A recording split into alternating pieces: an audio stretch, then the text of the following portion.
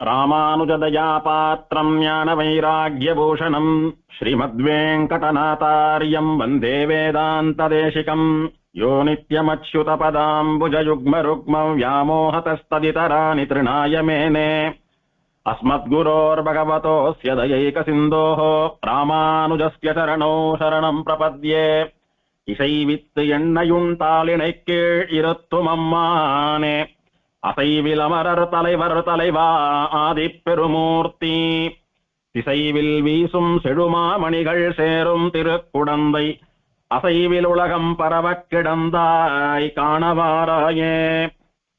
108 திவ்யதேச வைபவங்கள்ல சோழ நாட்டு திருப்பதிகளில் ஒன்றான திவ்ய பிரபந்தம் விளைந்த திருப்பதி என்று சம்பிரதாயத்திலே பிரசித்தமாக கொண்டாடப்படுகிற திருக்குடந்தைன்னு சொல்லக்கூடியதான கும்பகோண கஷேத்திரத்தினுடையதான மகாத்மியத்தை தொடர்ந்து அனுபவித்துக் கொண்டு வருகிறோம்.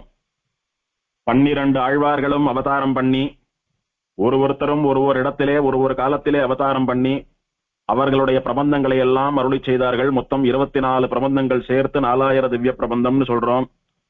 அத்தனை பிரபந்தங்களும் கலி கோலாகலத்தினாலே, வேற்று மதத்தவர்களினுடைய சூழ்ச்சியினாலே, ஜனங்களுடைய அறியாமையினாலே இந்த உலகில் நடமாட்டம் இல்லாமல் மறைந்து போனது. இந்த ஆறாவமுதே அடியேனுடலம்னு சொல்லக்கூடிய 11 பாசுரங்கள் திருவாய்மொழியிலே திருக்குடந்தை விஷயமான பதிகம் அது மட்டும் லோகத்திலே மிஞ்சியிருந்தது. அது தவிர்த்து சுவாமி நம்மாழ்வார் விஷயமான கண்ணினுன் சிறுத்தாம்பு ஒன்றும் நிலைத்திருந்தது. இது ரெண்டையும் தவிர 4000 அத்தனையும் மறைந்திருந்த காலம். அந்த சமயத்தில் இந்த அமுதனை சேவிக்க வந்த ஸ்ரீ வைஷ்ணவர்கள் அமுதன் விஷயமான அந்த பாசுரத்தை சேவிக்கிற போது அதை காதாலே கேட்ட நம்முடைய கூட்டஸ்தரான ஸ்ரீமன்னாத முனிகள் 1020 என்கிற குறிப்பு இருப்பதைக் கண்டு திருவாய்மொழி முதலான 4000 திவ்ய பிரபந்தங்களையும் சுவாமி நம்மாழ்வாரிடத்திலிருந்து ஆழ்வார் திருநகரியிலே திருப்புலி ஆழ்வாரடியிலே யோக தசையிலே பெற்றார் அப்படின்னு சம்பிரதாயம். இதெல்லாம் ஏற்பட காரணமாக இருந்த எம்பெருமான் இந்த அமுதன்.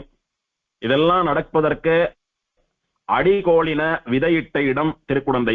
அதனால மதுராந்தகத்தை துவயம் விளைந்த திருப்பதின்னு சொல்றது போல திருக்குடந்தையை அமுதன் சன்னதியை திவ்ய பிரபந்தம் விளைந்த திருப்பதி அப்படின்னு சொல்றது வழக்கம்.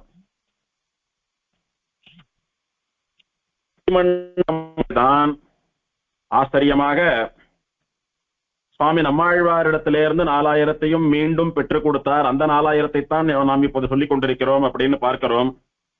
நாதமுனிகளுக்கு 4000 பெற வேணும் என்கிற எண்ணம் எப்படி வந்தது? முதல்ல ஸ்ரீமன் நாதமுனிகளுக்கு 4000 பிரபந்தம் எல்லாம் இருக்குன்னு தெரியாது.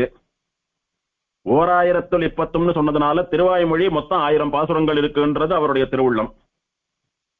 அதை தெரிஞ்சுக்கணும்னு போன போது ஆழ்வார் அனுகிரகித்தார். அப்படி ஒரு விதையானது பூமியிலே விழுந்து செடி வந்து முளை வந்து அப்படியே பெரிய விருட்சமாக வளர்ந்து நிழல் தருவது போல இந்த ஆறாவமுதேன்னு சொல்லக்கூடியதான பதிகமானது நம்மாழ்வார் மூலமாக ஸ்ரீமன் நாதமுனிகளுடைய ஹிருதயத்திலே பட்டதே. அது பட்ட இடம், அந்த விதை நாதமுனிகளுடைய ஹிருதயத்திலே ஊன்றுவதற்கு காரணமாக அனுகிரகித்த எம்பெருமான் இந்த அமுதன், இந்த க்ஷேத்திரம் ஆனபடியினாலே இதற்கு திவ்ய பிரபந்தம் விளைந்த திருப்பதி அப்படின்னு திருநாமம். இந்த திவதேசத்தினுடைய அமுதன் சன்னதியினுடைய கோயில் அமைப்பை அனுபவித்துக் கொண்டு வருகிறோம். ஆச்சரியமா ஆரம்பத்துல பெரிய கோபுர நயினார்னு சொல்லக்கூடிய லட்சுமி நாராயண சுவாமி கைங்கரியமான பெரிய ராஜகோபுரத்திலிருந்து ஆரம்பிச்சுட்டு வரோம். இப்போது முதல் பிராகாரம், 2ஆம் பிராகாரம், 3ஆம் பிராகாரம் இதெல்லாம் பார்த்துட்டு வந்தோம். 3ஆம் பிராகாரத்துக்குள்ளே தாயார் சன்னதி அருகே இருக்கக்கூடியதான வைதிக விமானத்தினுடைய தட்சிணாயன வாசலை பிரதட்சிணம் பண்ணி வந்துருக்கோம். இந்த தட்சிணாயன வாசல், அந்த தட்சிணாயன வாசலுக்கு கல்யாண வாசல்னு பேரு. ஏன்னா முதல்ல பெருமாளும் பிராட்டியும் கல்யாணம் பண்ணி கொண்டு அந்த வாசல் வழியாக வெளியே வந்தபடியினாலே கல்யாண வாசல் என்று பெயர் பெற்றதான தட்சிணாயன வாசல். அதைத் தொடர்ந்து ஆச்சரியமா ஸ்தம்பத்திலேருந்து அவதாரம் பண்ற நிருசிம்மன், ஹிரண்யனோடு போரிடுகிற நிருசிம்மன், ஹிரண்ய சம்ஹாரம் பண்ணின நிருசிம்மன், சாந்த ஸ்வரூபியான யோக நிருசிம்மன், இவளை எல்லாம் அனுபவித்துக் கொண்டு வந்தோம். இதையெல்லாம் இடந்திட்ட இரணியன் நெஞ்சை இருபிளவாக முன் கீண்டாய் குடந்தை கிடந்த வெங்கோவே குறுக்கத்தி பூச்சூட்டவாராய் என்கிற பெரியாழ்வார் பாசுரத்திலிருந்து இந்த அமுதனே நிருசிம்மாவதாரம் பண்ணி இரண்ய சம்ஹாரம் பண்ணினான். அல்லது ஹிரண்ய சம்ஹாரம் பண்ணின நரசிம்மனே இங்கு அமுதனாக சயனித்துக் கொண்டிருக்கிறான் என்கிற அனுபவத்தையும் அனுபவித்தோம். அந்த வைதிக விமானத்தை அப்படியே பிரதட்சிணமா மேல போனோமானா பெருமாள் அமுதனுக்கு நேர் பின்புறத்திலே எம்பெருமான் அமுதனுடைய உற்சவர் போன்ற ஒரு பிம்பம் இருக்கிறது.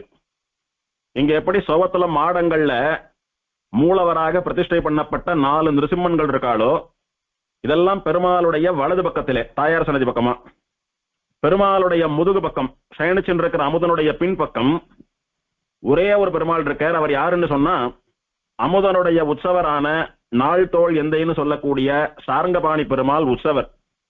அவரை போன்ற ஒரு மூல விக்கிரகம் அங்கே இருக்கிறது.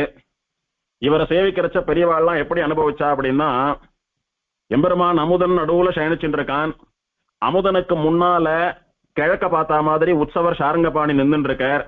அதே மாதிரி மேற்க பார்த்தா மாதிரி இன்னொரு உற்சவர்னு சொல்லக்கூடிய இந்த சாரங்கபாணி அமுதனுக்கு பின்பக்கமா இருந்துட்டு இருக்கார். ஆக சயனிச்சுட்டு இருக்கிற பெருமாளுக்கு முன்ன ஒரு உற்சவர் பின்ன ஒரு உற்சவர்னு சொல்லும்படியாக இந்த சேர்த்து இருக்கிறதுன்னு பெரியவர்கள்லாம் கொண்டாடக்கூடிய ஆச்சரியமான அமுதன் உற்சவரை போன்ற ஒரு மூர்த்தி. அப்படியே பிரதட்சிணத்தை மேல தொடர்ந்தோமானா வடக்கு பக்கம் மேற்காலே உலகளந்த பெருமாளுடையதான பிம்பம், ரொம்ப ஆச்சரியமான பிம்பம். இந்த மாதிரி உலகளந்த பெருமாளை உலகளந்த பெருமாள் பிரதான மூலவராக இருக்கக்கூடிய திவ்ய தேசத்துல கூட சேவிக்க முடியாதுன்னு அடிச்சு சொல்லலாம். அத்தனை நுணுக்கமான சிற்ப வேலைப்பாடுகளோடு கூட பெருமாள் மொத்தமே ஒரு 2 அடிக்குள்ளதான் இருப்பார். எத்தனை ஆச்சரியமான நுணுக்கம், எத்தனை ஆச்சரியமான வேலைப்பாடு! பெருமாளை சேவிச்ச மாத்திரத்துல அப்படியே கண்ணுல ஜலம் கலங்கும். அப்படி ஒரு ஆச்சரியமான திருமேனி நுணுக்கங்களோடைய கூட சேவை சாதிக்கிற அதிசுந்தரனான உலகளந்த பெருமாள் திரிவிக்ரமன்.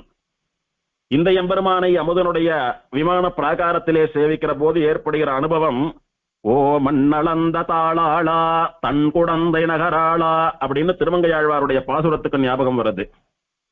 ஓ மண்ணளந்த தாளாளா, உன்னுடைய தாள்னு சொல்லக்கூடிய திருவடியாலே மண்ணை அலைந்தவனே திரிவிக்ரமா வாமனா அப்படின்னு பெருமாளை பேசுறச்ச திரிவிக்ரமாவதாரத்தை சொல்லி உடனடியா தன் குடந்தை நகராளான்னு சொல்லுகிறபடினாலே திருக்குடந்தையிலே சயனித்துக் கொண்டிருக்கக்கூடிய இந்த சாரங்கபாணி பெருமாள் தான் முன்னொரு நாள் திரிவிக்ரமாவதாரம் பண்ணி உலகங்களை எல்லாம் தன் தாளால் அளந்தான் அப்படின்னு திருமங்கையாழ்வாருடைய அனுபவம். அந்த அனுபவத்தை மெய்யாக்குவது போல உள்ளே அமுதன், வெளியே இந்த உலகளந்த மண்ணளந்த தாளாளன்னு சொல்லக்கூடியதான அனுபவம். அந்த எம்பெருமான சேவிச்சுட்டோ அடுத்தது அப்படியே பிரதட்சிணமா வரச்ச ஒரு ஸ்ரீவைகுண்டநாதன், ஒரு பரமபதநாதனுடையதான பிம்பம் இருக்கிறது. அந்த எம்பெருமான சேவிக்கிற போது ஆதி காலத்திலே ஸ்ரீவைகுண்ட விமானத்தில் ஸ்ரீவைகுண்டநாதன், ஸ்ரீரங்க விமானம்னு சொல்லக்கூடிய பிரணவாகார விமானத்திலே ஸ்ரீரங்கநாதன் என்கிற ஜெகநாதன், அடுத்தபடியாக ஆச்சரியமா இந்த வைதிக விமானத்திலே சாரங்கபாணின்னு சொல்லக்கூடிய இந்த அமுதன் 3 பேரும் ஒன்னா தோன்றினார்களே. ஆக அந்த பரமபதநாதனான ஸ்ரீவைகுண்டநாதனே இந்த அமுதன். இதே எம்பெருமான் வைதிக விமானத்துக்கு உள்ள அமுதனா சயனிச்சுருக்கான், வைதிக விமானத்துக்கு வெளியில ஸ்ரீவைகுண்டநாதனாக எழுந்தருள் இருக்கிறான். உள்ள இருக்கிற அமுதனும் வெளியில இருக்கிற நானும் 2 பேரும் ஒண்ணுதான்னு சொல்றது போல இந்த எம்பெருமானுடைய சேவை. இந்த எம்பெருமானுடைய திருமேனியும் ரொம்ப விலட்சணமாக சேவித்த மாத்திரத்தில் அனுபவத்தை பெருக்கக்கூடியதாக. ஸ்ரீவைகுண்டநாதன் அப்படின்னு சொல்றோம், தியானம் பண்றோம். ஆனா பெருமாள் இப்படிதான் இருப்பார் அப்படின்னா பிரத்யட்சமா இவரை பார்த்து தெரிஞ்சுக்கலாம் அப்படின்னு சொல்லக்கூடியதான ஒரு திருமேனி அமைப்போடைய கூட பெருமாள் இங்க சேவை சாதிக்கிறார். இந்த ஸ்ரீவைகுண்டநாதன் எங்க இருக்கார் அப்படின்னா உள்ள சயனிச்சுட்டு இருக்கிற அமுதனுடைய திருவடி பக்கம். பெருமாள் அமுதன் திருவடி நீட்டின்னு இருக்காரு. நேர பெருமாள் பாதங்களுக்கு நேரே இருக்கக்கூடியதான சுவற்றிலே மாடத்திலே இருக்கக்கூடியவர் இந்த ஸ்ரீவைகுண்டநாதன். அவருக்கும் முன்னாலே ஒரு சின்ன மண்டபத்துல பெருமாளுடைய திருவடிகள், பெருமாளுடைய பாத சுவடுகள் இருக்கின்றன. வரக்கூடிய பக்தாள்லாம் அது அமுதனுடைய திருவடிகளாகவே நினைத்து தொட்டு கண்களிலே ஒத்தி கொண்டு போவார்கள். இப்படி பல திவதேசத்திலே சயனிச்சுட்டு இருக்கிற பெருமாளுக்கு நேர பெருமாளுடைய திருவடி இருக்கும். பெருமாளுடைய திருவடிய எல்லா பக்தர்களும் தொட்டு சேவிக்கணும், கண்ணுல ஒத்திக்கணும், பெருமாள் திருவடியில கொண்டு தலையை முட்டணும்னு ஆசை. ஆனா அர்ச்சக சுவாமிகள் தவிர நாம யாரும் பண்ண முடியாதுன்ற காரணத்தினாலே ஒரு பாவமா உள்ள படுத்துட்டு இருக்கிற பெருமாளுடைய திருவடிகள் தான் இவை அப்படின்னு நினைச்சுண்டு அந்த பெருமாளுடைய திருவடிகள் அப்படியே தலையை முட்டிண்டு கண்ணை ஒத்திண்டு சரணாகதி பண்ணுவது போல இந்த மண்டபத்திலே பண்ணலாம் என்பதற்காக நம் பூர்வர்கள் பண்ணின ஏற்பாடோ இதுன்னு தோன்றது.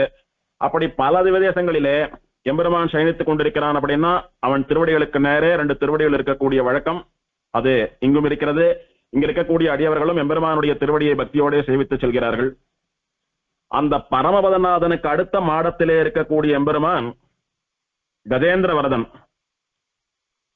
முதலை வாயிலே காலை விட்டு அகப்பட்டுக் கொண்ட கஜேந்திராழ்வானை சம்ரட்சிப்பதற்காக கருட வாகனத்திலே வந்து அந்த கருடனுடைய வேகமும் போதவில்லை என்பதற்காக கருடனையே தூக்கி தோள்ல போட்டு வந்தானே எம்பெருமான், அந்த எம்பெருமான் ரொம்ப விலட்சணமான ஒரு திருமேனி. என்ன விலட்சணம் அப்படின்னா, அமுதன் பிராகாரத்தை சுத்தி இருக்கக்கூடிய ஒரு மூர்த்தியும் அதிவிலட்சணமான மூர்த்திகள் தான்.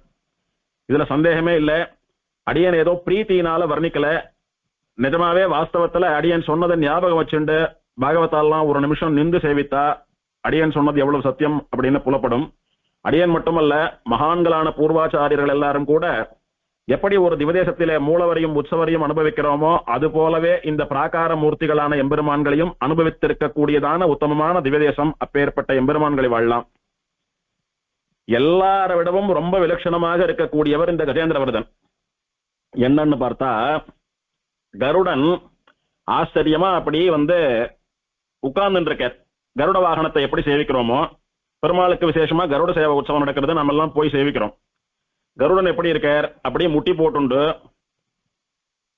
பூமியிலிருந்து ஆகாசத்துல பறப்பதற்கு சித்தமாக இருக்கக்கூடிய நிலையிலே அப்படி சிறகுகள் அடிச்சுண்டு பறக்கிறதுக்கு தயாரா இருக்கார். அந்த மாதிரியான திருக்கோலம் தான் இங்கு. ஆனா பொதுவா கருடன் எப்படி இருப்பார், முன்னால பார்த்துட்டு இருப்பார். ஏன்னா அவர் தான் பெருமாள் எங்க இருந்து இன்னொரு இடத்துக்கு அழிச்சுட்டு போனோம். அதனால வண்டி ஓட்டுறவா முன்னாடி பாதையை பாட்டு ஓட்டுறது போல தான் பறந்து பெருமாளை வேற இடத்துக்கு வேலை பண்ணிட்டு போகக்கூடிய கருடன் முன்னாலேயே பார்த்துட்டு இருப்பார். ஆனா இந்த கருடன் இவருடைய தோல்ல பெருமாள் திருவடிகளை போட்டு உட்கார்ந்து இருக்கார். பெருமாள் திருவடியை தொங்க போட்டு உட்கார்ந்து இருக்கிற அழகு தனி அழகு. எப்பேற்பட்ட அழகுன்னா, அடியன் ஒரு ஒப்புதலுக்காக சொல்றேன். அடியன் ஒரு ஒப்பீடு. இங்கே 45ஆம் திருநாள் அன்னைக்கு 6ஆவது பாசுரத்தின் போது சுவாமி நம்மாழ்வார் அமுதனுடைய திருவடி தோழரர்னு அடியன் குறிப்பிட்டிருந்தேன். அப்போ ஒரு பெரிய சேஷவாகனத்திலே ஸ்ரீ பூமி நீலாதேவிகளான ஸ்ரீதேவி, பூமிதேவி, கோமலவள்ளி நாச்சியாரோடு கூட அமுதன் பரம்பதநாதனா உட்கார்ந்து இருக்கான்னு சொன்னோம். வேறு எந்த திவதேசத்திலே இருப்பதை போலவும் இல்லாமல் விலட்சணமா ஒய்யாரமா அப்படியே அழகா காலை தொங்க போட்டுண்டு உடம்பு ஒய்யாரமா சாச்சுண்டு ரொம்ப நளினமா பெருமாள் இங்க ஆச்சரியமான பரம்பதநாதனா எழுதிருப்பார். இவருக்கே ஒரு அழகுன்னு சொன்னோம். அதே பெருமாளை அங்க இருந்து அப்படியே தூக்கிண்டு வந்து தாயார்கள்லாம் இல்லாம பெருமாளை மாத்திரம் அப்படியே குழந்தையாட்டமா தூக்கிண்டு வந்து இந்த கருடன் தோல்ல உட்காத்தி வச்சா எப்படி இருக்குமோ அதே மாதிரி ஒரு அழகு. அத்தனை நளினம், அத்தனை ஒய்யாரம். நின்று சேவிக்கணும் அந்த எம்பெருமான. அப்படி ஆச்சரியமான பெருமாள். அதை விட அழகு என்னன்னா, இந்த கருடன் முன்னால பாதையை பார்க்காமல் அப்படியே இடது பக்கமா திரும்பி கழுத்தை அப்படியே மேல் நோக்கி சாய்ச்சுண்டு தன் தோல்ல இருக்கிற பெருமாளை பார்த்துட்டு இருக்கார். ஒரு நிமிஷம் கற்பனை பண்ணி பார்த்தாலே ஆச்சரியமான அனுபவம், பரவசமாறுது மனசு. இடது பக்கமா திரும்பி தலையை மேல தூக்கி தன் தோல்ல உட்கார்ந்து இருக்கிற பெருமாள் திருமுக மண்டலத்தை பார்க்கிறார். ஓ, நம்ம தோல்ல யாரானும் குழந்தைய உட்காந்து வச்சுக்கிறோம். அந்த குழந்தையனுடைய முகத்தை பார்க்கறதுக்காக முயற்சி பண்ணலாமே ஒழிய பார்க்க முடியாது. கழுத்து அப்படியே மொத்தமா திரும்புறதுதான் நமக்கு. ஆனா கருடன் திரும்புறார், பெருமாளை பார்க்கிறாருன்னா என்ன அர்த்தம்? ரெண்டு அர்த்தம். இவரால எத்தனை தூரம் கழுத்தை திருப்ப முடியறதோ அத்தனை தூரம் கழுத்தை ரொட்டேட் பண்ணியிருக்காரு. பெருமாள் வைகுண்டநாதனா ஒய்யாரமா உட்கார்ந்து இருக்கிறதுனால இந்த கருடன் எந்த பக்கம் பார்க்கிறாரோ அவர் பக்கமா கொஞ்சம் சாஞ்சு வளைஞ்சு கொடுத்து அவருக்கு தன்னுடைய முகத்தை காட்டுவது போல பெருமாளும் அப்படி தலையை தாழ்த்தி இருக்கார். இதுதான் அனுபவம். பகவானுடைய திருக்கண் கடாட்சத்தை நோக்கிய பக்தனும் பக்தனுடைய குறிப்பு என்ன, பக்தன் என்ன கண்ணால கன்வே பண்றான் அப்படின்றத கடாட்சன் இருக்கிற பெருமாளும் இந்த ஆச்சரியமான அனுபவத்தை இந்த பிம்பத்திலே சேவிக்கலாம். இப்ப கருடன் எதுக்காக பெருமாளை பார்த்துட்டு இருக்காருன்னா, பெருமாள் என்ன சொல்ல போறார், எங்க போனோம் அப்படின்னு பெருமாளுடைய வாக்கைய பெருமாளுடையதான கட்டளையை எதிர்பார்த்து கருடன் பார்த்துட்டு இருக்கல. கருடன் பார்க்கறான், அங்கே பக்தன் கஜேந்திராழ்வான் முதலையனுடைய வாயில காலை விட்டு அகப்பட்டு அவஸ்தப்பட்டு இருக்கான். இப்ப நாம போயிட்டு இருக்கிற வேகம் எல்லாம் ஒரு வேகமா? நீ இந்த க்ஷணத்திலும் கூட அங்க போய் தான் அவனை சம்மரிச்சானமா அந்த முதலைய? நீ கஜேந்திரனோட பேசி அவனுக்கு மோட்சம் தரது, அவனுக்கு அனுகிரகம் பண்றதெல்லாம் பின்னாடி பண்ணிக்கலாம். இப்போ நீ இருந்த இடத்துல இருந்து சுதர்சன சக்கர பிரயோகம் பண்ணா உடனே அந்த முதலையனுடைய கதை முடிஞ்சு கஜேந்திரன் சம்ரட்சிக்கப்பட மாட்டானா? இப்படி நானும் நீயும் மாறி மாறி என் மேல நீ உட்கார்ந்துட்டு வரதும் உன் தோல்ல நான் சவாரி பண்ணிட்டு போறதும் இப்படி காலம் தாழ்த்துவது ரொம்ப முக்கியமா இப்போ, அவசியமா இப்போ? இந்த வேகம் போதுமா? இன்னும் துறையா போலாமே அப்படின்னு பகவான் எப்படி பக்தால ரட்சிக்கிறதுக்கு ரொம்ப ஆசையோட வேகத்தோட துறையோட இருக்கானோ அதை காட்டிலும் விசேஷமான துறையோட வேகத்தோட இந்த பக்தனான கருடன் பகவானுக்கே கட்டளையிடுவது போல, அப்பா இத்தனை பொறுமையா போயிட்டு இருக்கோமே இதெல்லாம் சரிப்படுமா அப்படின்னு சொல்றது போல பார்ப்பது போல இருக்கக்கூடிய அந்த பாவம் இருக்கிறது. அப்படியே ஒரு க்ஷணத்துல அங்க நின்று ஒரு கையை கூப்பிட்டு நகர்ந்துட்டோமானா அதெல்லாம் கிடைக்காது. ஒரு 2 நிமிஷம் அந்த பெருமாள் முன்னாடி நின்று கருடனுடைய திருமுக மண்டலத்தையும் பெருமாளுடைய திருமுக மண்டலத்தையும் ஒட்டுமொத்தமா பெருமாளும் கருடனுமான அந்த சேவையையும் சேவிக்கிறச்ச மனசு அப்படியே உருகி போயிடுறது. இதையும் ஆழ்வார் இங்கே மங்களாசாசனம் பண்ணியிருக்கிறார் திருவள்ளுக்கூற்று இருக்கையிலே. நாள் திசை நடுங்க அஞ்சிரை பறவை ஏறி நால்வாய் மும்மதத்து இருசெவி ஒரு தனி வேழத்தரந்தையை ஒரு நாள் இருநீர் மடுபுள் தீர்த்தனை. ஆச்சரியமா கருட வாகனத்தின் மேலே ஏறி போய் முதலே சம்ஹாரம் பண்ணி கஜேந்திர ஆழ்வானை ரட்சித்த பெருமாளே அப்படின்னு திருவள்ளுக்கூற்று இருக்கையில சாதிக்கிறார். இந்த திருவள்ளுக்கூற்று இருக்கைன்னு சொல்லக்கூடிய பிரபந்தம் சாரங்கபாணி பெருமாள் அமுதன் விஷயமான பிரபந்தம் அப்படின்னு லோகத்துக்கே தெரியும். திருவள்ளுக்கூற்றிருக்கை அப்படின்னு சொல்லக்கூடிய ஒரு பிரபந்தமே அமுதன் விஷயமான பிரபந்தம். அதிலே கஜேந்திர சம்ரக்ஷண வரலாற்றை பேசியிருக்கிறார் திருமங்கையாழ்வார். அதற்கேற்ப இந்த வைதிக விமானத்திலும் உள்ளே அமுதன் சயனித்துக் கொண்டிருக்கிறான், வெளியில கஜேந்திர போக்ஷ வைபவம் வேறெங்கும் இல்லாதபடி அடியேன் வர்ணித்தபடி ரொம்ப விலட்சணமாக இருக்கக்கூடிய கருடனுடைய பார்வையும் பெருமாளுடைய கோலமும். இதை பார்க்கிற பொழுதோ தீர்க்கதரிசியான சுவாமி திருமங்கையாழ்வார் கஜேந்திர மோட்ச வைபவத்தை நடத்தி வைத்த எம்பெருமான் அமுதனே இங்கு சயனித்துக் கொண்டிருக்கிறான் என்று அனுபவிக்கக்கூடியதான மேன்மையை இந்த எம்பெருமானிடத்தில் அனுபவிக்கலாம். இப்படி ஆச்சரியமா ஆழ்வார்கள் பாசுரங்களின்படி ஒன்னொன்னு இங்கு அமைந்திருக்கிறதா, இல்லை இங்கே அமைந்திருக்கக்கூடிய ஒரு வைலட்சண்யத்தையும் ஆழ்வார் மங்களாசாசனம் பண்ணி பாசுரம் பாடினாரா, ஆழ்வார் பாடினார் என்பதற்காக எம்பெருமான் நடத்தி காட்டினானா, எம்பெருமான் நடத்தி காட்டினதை ஆழ்வார்கள் பாடினார்களா என்றெல்லாம் நமக்கு மயிர் கூச்சலிடும்படியான ஒரு ஆச்சரியமான ரோமஹர்ஷனமான அனுபவம் இந்த திவ்யதேசத்திலே கிடைக்கிறது. சொல்லிண்டே போலாம், இப்படி நிறைய உண்டு. அதன்படி ஆச்சரியமா அங்கே ஒரு வேணுகோபாலன் எம்பெருமான் எழுந்தருளி இருக்கிறான்.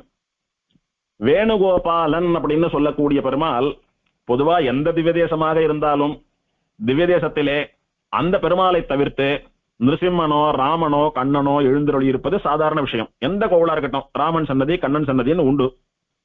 பெரும்பாலும் கண்ணன்கள் கர்ப்ப கிரகத்திலே மூலவர் உற்சவரோடு இருக்கிற கண்ணனா இருந்தா வெண்ணை காடும் பிள்ளையா இருப்பார், இல்ல குழந்தை கண்ணனா இருப்பார், ஆளிலை கண்ணனாக இருப்பார். வெளியில சுத்து கோவில்ல ஒரு கோவிலா இருந்தா பெரும்பாலும் ருக்மிணி சத்யபாமா சமேத வேணுகோபாலனாக எம்பெருமான் இருப்பது என்றது வழக்கம். இந்த திருக்குடந்தை போன்ற சோழ தேசங்கள் எல்லாம் ராஜகோபாலனாக இருப்பது என்றது வழக்கம். ஆனால் அந்த மாதிரி சாதாரணமா எல்லா பெருமாள் சன்னதியிலும் இருக்கக்கூடிய வேணுகோபாலன் இவர் அப்படின்னு எடுத்துக்க முடியாது. எதனால்னு சொன்னா ஸ்தல புராணமாகட்டும், ஆழ்வார்களாகட்டும், சுவாமி தேசிகன் போன்ற ஆச்சாரியர்களாகட்டும் எல்லாருமே அமுதனை எந்த மூர்த்தியா மங்களாசாசனம் பண்ணியிருக்கா அப்படின்னா கண்ணனாகத்தான் மங்களாசாசனம் பண்ணியிருக்கிறார்கள். குடந்தை எம் கோவலன் குடியடியார்க்கே அப்படின்னு சுவாமி நம்மாழ்வார் திருவாய்மொழியிலே கடைசியில சூழ்விசும் மணிமுகள்ல தெரிவிக்கிறார். குடந்தையம் ஷார்ங்கன், குடந்தையம் அமுதன் அப்படின்னு எல்லாம் குறிப்பிடல. குடந்தையம் கோவலன், கோவலன் அப்படின்னா கோபாலன் அர்த்தம். திருக்குடந்தையிலே சயனித்துக் கொண்டிருக்கிற கோபாலனான கண்ணன் அப்படின்னு நம்மாழ்வாருடைய மங்களாசாசனமும் அமுதனுக்கு கண்ணனாக பாவித்துத்தான். சுவாமி தேசிகன் திரமிடோபனிஷ தாத்பரிய ரத்னாவலின்னு சொல்லக்கூடியதான பிரபந்தத்திலே இந்த 6வது சொல்லக்கூடிய 11 பாசுரங்களினுடையதான சாரமாக அருளி செய்த ஸ்லோகத்திலும் கோபாலஹா என்று இந்த எம்பெருமானை நம்மாழ்வாரை அடியொற்றி கண்ணனாகவே அருளி செய்திருக்கிறார். இப்படி ஸ்தல புராணத்திலே கூட இவன் கண்ணன் அப்படின்னு கிருஷ்ணனாக வர்ணிக்கப்பட்டிருக்கிறான். அதனால இதே வேணுகோபாலன்னு சொல்லக்கூடிய கண்ணன் தான் வைதிக விமானத்துக்குள்ளே குடந்தையம் கோவலன்னு சொல்லக்கூடிய சாரங்கபாணியா 6வது ஆழ்வானா படுத்துருக்கான் அப்படின்னு சொல்லக்கூடியதும் அனுபவம். பிரசித்தமா நம்முடைய சம்பிரதாயத்திலே, நம்முடைய தேசிக சம்பிரதாயத்திலே வில்லியம்பாக்கம் சுவாமி அப்படின்னு எழுந்தருள் இருந்தார் காஞ்சிபுரத்துல. மகாவித்வான் திருப்புக்குழி சுவாமி அப்படின்னு பெரிய ஆச்சாரிய புருஷர். அந்த சுவாமியினுடைய மகிமையினாலதான் நாம இன்னைக்கு தூப்புள் தேசிகன் சன்னதியை இவ்வளவு ஆச்சரியமா விலட்சணமா சேவிச்சுருக்கோம். அந்த சுவாமியினுடைய முயற்சியினாலதான் தூப்புள் தேசிகன் புரட்டாசி சிரவணத்தன்னைக்கு தேவப்பெருமாளை மங்களாசாசனம் பண்ணக்கூடிய உற்சவம் எல்லாம் இன்னைக்கு வரைக்கும் நடந்துட்டு வருது. பெரிய மகானந்த சுவாமி. அந்த திருப்புக்குழி சுவாமி ஸ்ரீகிருஷ்ண தாத்த தேசிகன் இருக்காரு, அவருடைய இளவல் தம்பியும் அவருக்கு அடுத்தபடி அந்த பரம்பரையிலே ஆச்சாரிய புருஷராகவும் எழுந்தருளி இருந்தவர் வில்லியம்பாக்கம் சுவாமின்னு சொல்லக்கூடிய சுவாமி. சுவாமிக்கு கோபால தாத்தையாரிய மகாதேசிகன் திருநாமம். அந்த சுவாமிகள்லாம் சம்ஸ்கிருதத்துல மட்டும் இல்லாமல் வேதத்திலே மட்டும் இல்லாமல் தமிழிலும் ஆழ்வார்கள் அருள் செயல்கள் தேசிக பிரபந்தம் இதெல்லாம ரொம்ப ஆழங்கால் பட்டவா, அவ்வளவு ஆழங்கால் பட்டவா. அதனால சம்ஸ்கிருதம் போலே தமிழும் கூட நமக்கு ஒரு கண் தான். உபய வேதாந்திகள்னு சொல்றோமே, எப்படி சம்ஸ்கிருத வேத வேதாந்தமும் தமிழ் வேத வேதாந்தமும் நமக்கு ரெண்டு கண்ணோ, அதே மாதிரி சம்ஸ்கிருத பாஷையும் ஒரு கண்ணு, தமிழ் பாஷையும் ஒரு கண்ணுன்னு வாழ்ந்த மகான்களை வாழலாம் நிஜமாவே. அவர்கள இந்த கோபால தாத்தாச்சாரிய சுவாமிக்கு திருநாமம் கோபாலன் அப்படின்னு பெரியவாயிட்ட திருநாமம், பெத்தவாயிட்ட திருநாமம். கோபால தாத்தையாரிய மகாதேசிகன் அப்படின்னு பின்னால பிரசித்தி. அவர் திருநாமத்தை தமிழ்ல சொல்றச்ச திகழ கிடந்தான் பிள்ளை அப்படின்னு வச்சா. நல்லா யோசிச்சு பாருங்க. கோபாலன் அப்படின்னா அதை எப்படி தமிழ்ல மாத்தலாம்? கோவலன் மாத்தினா சரியா போயிடுது. இல்ல கண்ணன், இல்ல கோபாலன் அப்படின்னு கூட எழுதிடலாம் தமிழ்ல, இல்லையா? ஆனா திகழ கிடந்தான் அப்படின்னு மாத்திரா.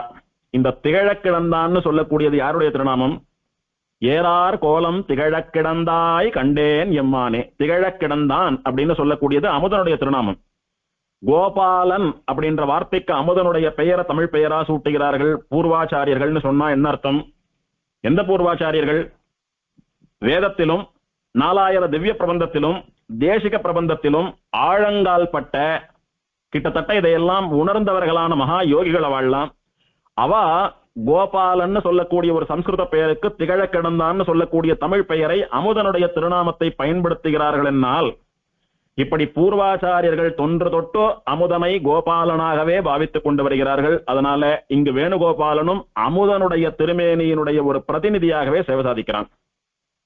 இப்படி பெருமாள் உள்ள அப்படி சயனிச்சுட்டு இருக்கான். சுத்தி இத்தனை பெருமாள்கள்லாம் இருக்கா, இவாளுக்கு பாசுரங்கள் எல்லாமும் இருக்கிறது. இதெல்லாம் பாக்குறச்ச என்ன தோன்றதுன்னா, ஸ்ரீவைகுண்டநாதன் எப்படி பல அவதாரங்கள் பண்ணினானோ அந்த மாதிரி ஸ்ரீவைகுண்டநாதனை போன்று அதே சமயத்தில் ஸ்ரீவைகுண்ட விமானத்தோடு கூட தோன்றிய வைதிக விமானத்தில் இருக்கக்கூடிய இந்த அமுதன் இவனே பல அவதாரங்களை நடத்தி காட்டி எல்லாம் நானே என்று சொல்லும்படி இவர்கள் எல்லாம் சூழ இங்கு உள்ளே சயனித்துக் கொண்டிருக்கிறான்னு சொல்லக்கூடியதான அனுபவம்.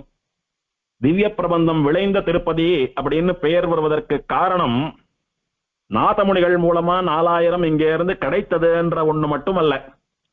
இப்படி திவ்ய பிரபந்தத்தோடு இயைந்த வாழ்க்கை இந்த கோவில்ல கிடைக்கிறது நமக்கு. நல்லா அருளி செயல் தெரிஞ்சிருந்து, அருளி செயலை அனுபவிக்கக்கூடிய ஆசை இருந்து, அருளி செயலின் படி எம்பெருமானையும் கோவிலையும் அனுபவிக்கக்கூடிய பொறுமையும் அவகாசமும் இருந்து, அப்படியே கோவில்ல போய் ஆழ்வார்களுடைய திருவடிகளை தியானித்துக் கொண்டு சேவிக்கிறச்ச அருளி செயல் பேசக்கூடிய திருக்கோயில், அருளி செயல் நடமாடக்கூடிய திவ்ய தேசம் அப்படின்னு இந்த அமுதன் சன்னதியை உணரலாம். அப்படி ஒரு ஆச்சரியமான திவ்ய பிரபந்தத்தோட ஒன்றி போனதான சன்னதி. இந்த வேணுகோபாலனை சேவிச்சுண்டோம். இதோட வைதிக விமானம், விமானத்துக்கு முன்னாலே இருக்கக்கூடிய யானையும் குதிரையும் இழுக்கக்கூடிய சக்கரங்களோடு கூட தேர் போன்ற அமைப்பு, உள்ள சயனி சென்றிருக்கிற பெருமாள்களை எல்லாம் ஏற்கனவே அனுபவிச்சுட்டோம். இதோட வைதிக விமானத்தினுடைய வர்ணனை முடிகிறது. இப்போ இந்த உத்தராயண வாசல் வழியா போய் சேவிக்கிற சமயத்துல உள்ள போய் பெருமாளை சேவிச்சுட்டு வரோம். தட்சிணாயன வாசலை ஏற்கனவே பார்த்துட்டோம். ஆக வைதிக விமான சம்பந்தம் ஆயிடுத்து. இனி உத்தராயண வாசல்ல இருந்து இறங்கி அப்படி வரச்ச அங்கே ஒரு சின்ன முற்றம் இருக்கிறது. அந்த முற்றத்திலே ஒரு கிணறு இருக்கும். பெருமாளுக்கு தீர்த்தம் எல்லாம் எடுக்கிற கிணறு. பெருமாளுக்கு பயன்படக்கூடிய தீர்த்தமானபடியினால் அதையும் கை கூப்பிக்கிறோம். அந்த கிணத்துக்கு தெற்கு பக்கத்துல இருந்து பார்த்தோமானா அந்த கிணத்துக்கு தெற்க ஒரு ராமன் சன்னதி உண்டு. அங்கே ஸ்ரீராமன், லக்ஷ்மணன், சீதா பிராட்டி, ஆஞ்சநேயர் இவெல்லாம் எழுதிருக்கா. ஏற்கனவே 2வது பிராகாரத்திலே ராஜகோபாலன் சன்னதி, கோபாலன் சன்னதிக்கு பக்கத்துல ஒரு ராமனை சேவிச்சோம். அதுவும் இல்லாம இங்க அமுதனுக்கு பிராகார தேவதையா இங்கேயும் ஒரு ராமர் இருக்காருன்னு சொன்னா, ராமாவதாரம் பண்ணினவனும் நானே என்று அமுதன் நமக்கெல்லாம் உணர்த்துவது போல இருக்கிறது. இலங்கை மன்னனை தொடைந்து பைந்தலை நிலத்துக கலங்க வென்று சென்று கொன்று வென்றி கொண்ட வீரனே, விலங்கு நூலர் வேதனாவர் நிதியான கேள்வியார் வளங்குளக் குடந்தையுள் கிடந்த மாலுமல்லையே. திருமழிசை பிரானுடைய பாசுரம். இலங்கைக்கு போய் ராவண சம்ஹாரம் பண்ணி வெற்றி கொண்ட வீரன் சக்கரவர்த்தி திருமகன் யாருன்னு சொன்னா, இந்த திருக்குடந்தையிலே சயனித்துக் கொண்டிருக்கக்கூடிய அமுதன் அப்படின்னு, அமுதனே ராமாவதாரம் பண்ணி ராவண சம்ஹாரம் பண்ணினான்னு திருமழிசை பிரானுடைய அனுபவம். அந்த அனுபவத்தை மெய்ப்பிப்பதாக அமுதன் பக்கத்திலேயே இங்க ஒரு ஸ்ரீராமன் எழுந்தருள் இருக்கிறார் அப்படின்னு சொல்லக்கூடியது இன்னொரு அனுபவம். இந்த ராமன் சன்னதிக்கு முன்னால் இருக்கக்கூடியதான முற்றம் இருக்கிறதே, சிறிய முற்றம், வெராண்டா போல காரிடார் போல இருக்கக்கூடிய ஒரு ஸ்பேஸ், அங்கிருந்து சேவிக்கிறச்ச வைதிக விமானம் முழுசா சேவையாகும். ஸ்ரீவைகுண்ட விமானத்திற்கும் பிரணவாகார விமானத்திற்கும் துல்லியமான உத்தமமான இந்த வைதிக விமானம் சேவித்த மாத்திரத்திலேயே நம்முடைய பாவத்தை போக்கக்கூடிய பரம பவித்திரமான இந்த விமானத்தை சேவிக்கணும்னா இந்த ராமன் சன்னதி முன்னால அந்த கணத்தங்கரையில இருந்து சேவிக்கிறச்ச வைதிக விமானம் முழுசா சேவையாருது. கோபுர தரிசனம் கோட்டி புண்ணியம்னு சொல்றது போல விமான தரிசனம் நம்மளை விலட்சணமாக ஆக்குறது. இங்க இருந்து விமானத்தை சேவிச்சுக்கிறோம். அப்படியே வந்தா ஆச்சரியமா இடது பக்கத்திலே பாதாள ஸ்ரீனிவாசன் சன்னதி. சில படிகள் இறங்கி போனா அங்கே பாதாளத்திலே எந்த விதமான ஒரு ஓசைகளும் இல்லாமல், பெரிய டாம்பீகமெல்லாம் இல்லாமல், பெருசா ஒன்னும் சத்தமெல்லாம் இல்லாமல், தாயாருக்கு தான் இருக்கக்கூடிய இடம் தெரியக்கூடாது என்பதற்காக தாயாருக்கு பதுங்கி கொண்டு வந்து இங்கே நின்று கொண்டிருக்கக்கூடிய பாதாள ஸ்ரீனிவாசனுடையதான சந்நிதி. திருமலையிலே எத்தனை விபவங்களோடு வேதத்தையும் திவ்ய பிரபந்தத்தையும் திருச்செவி சாற்றிக் கொண்டு தினம் கீர்த்தனைகளை கேட்டுக்கொண்டு பல மங்களவாத்தியங்களோடு கூட கண்டாநாதத்தோடு கூட லட்சக்கணக்கான பக்தர்களினுடைய நாம சங்கீர்த்தனமான கோவிந்த நாம சங்கீர்த்தனத்தோட கூட எப்போதும் திருவிழா போலே இருக்கக்கூடிய திருவேங்கடமுடையான் தாயாருக்கு கட்டுப்பட்டவனாக இங்கே எந்த விதமான அரவமும் இல்லாமல் ஒளிந்து கொண்டிருக்கிறான்னு சொல்லக்கூடியதும் ஒரு விசேஷமான வித்தியாசமான அனுபவம். இந்த பாதாள சீனிவாசன் எம்பெருமானையும் சேவித்துக் கொள்கிறோம். சேவிச்சுண்டு அப்படியே பெருமாள் விமானத்தை பிரதட்சணம் பண்ணிட்டு முன்னாடி வந்தோமானா பெருமாள் சன்னதிக்கு முன்னாலே பெரிய 2 துவாரபாலகா.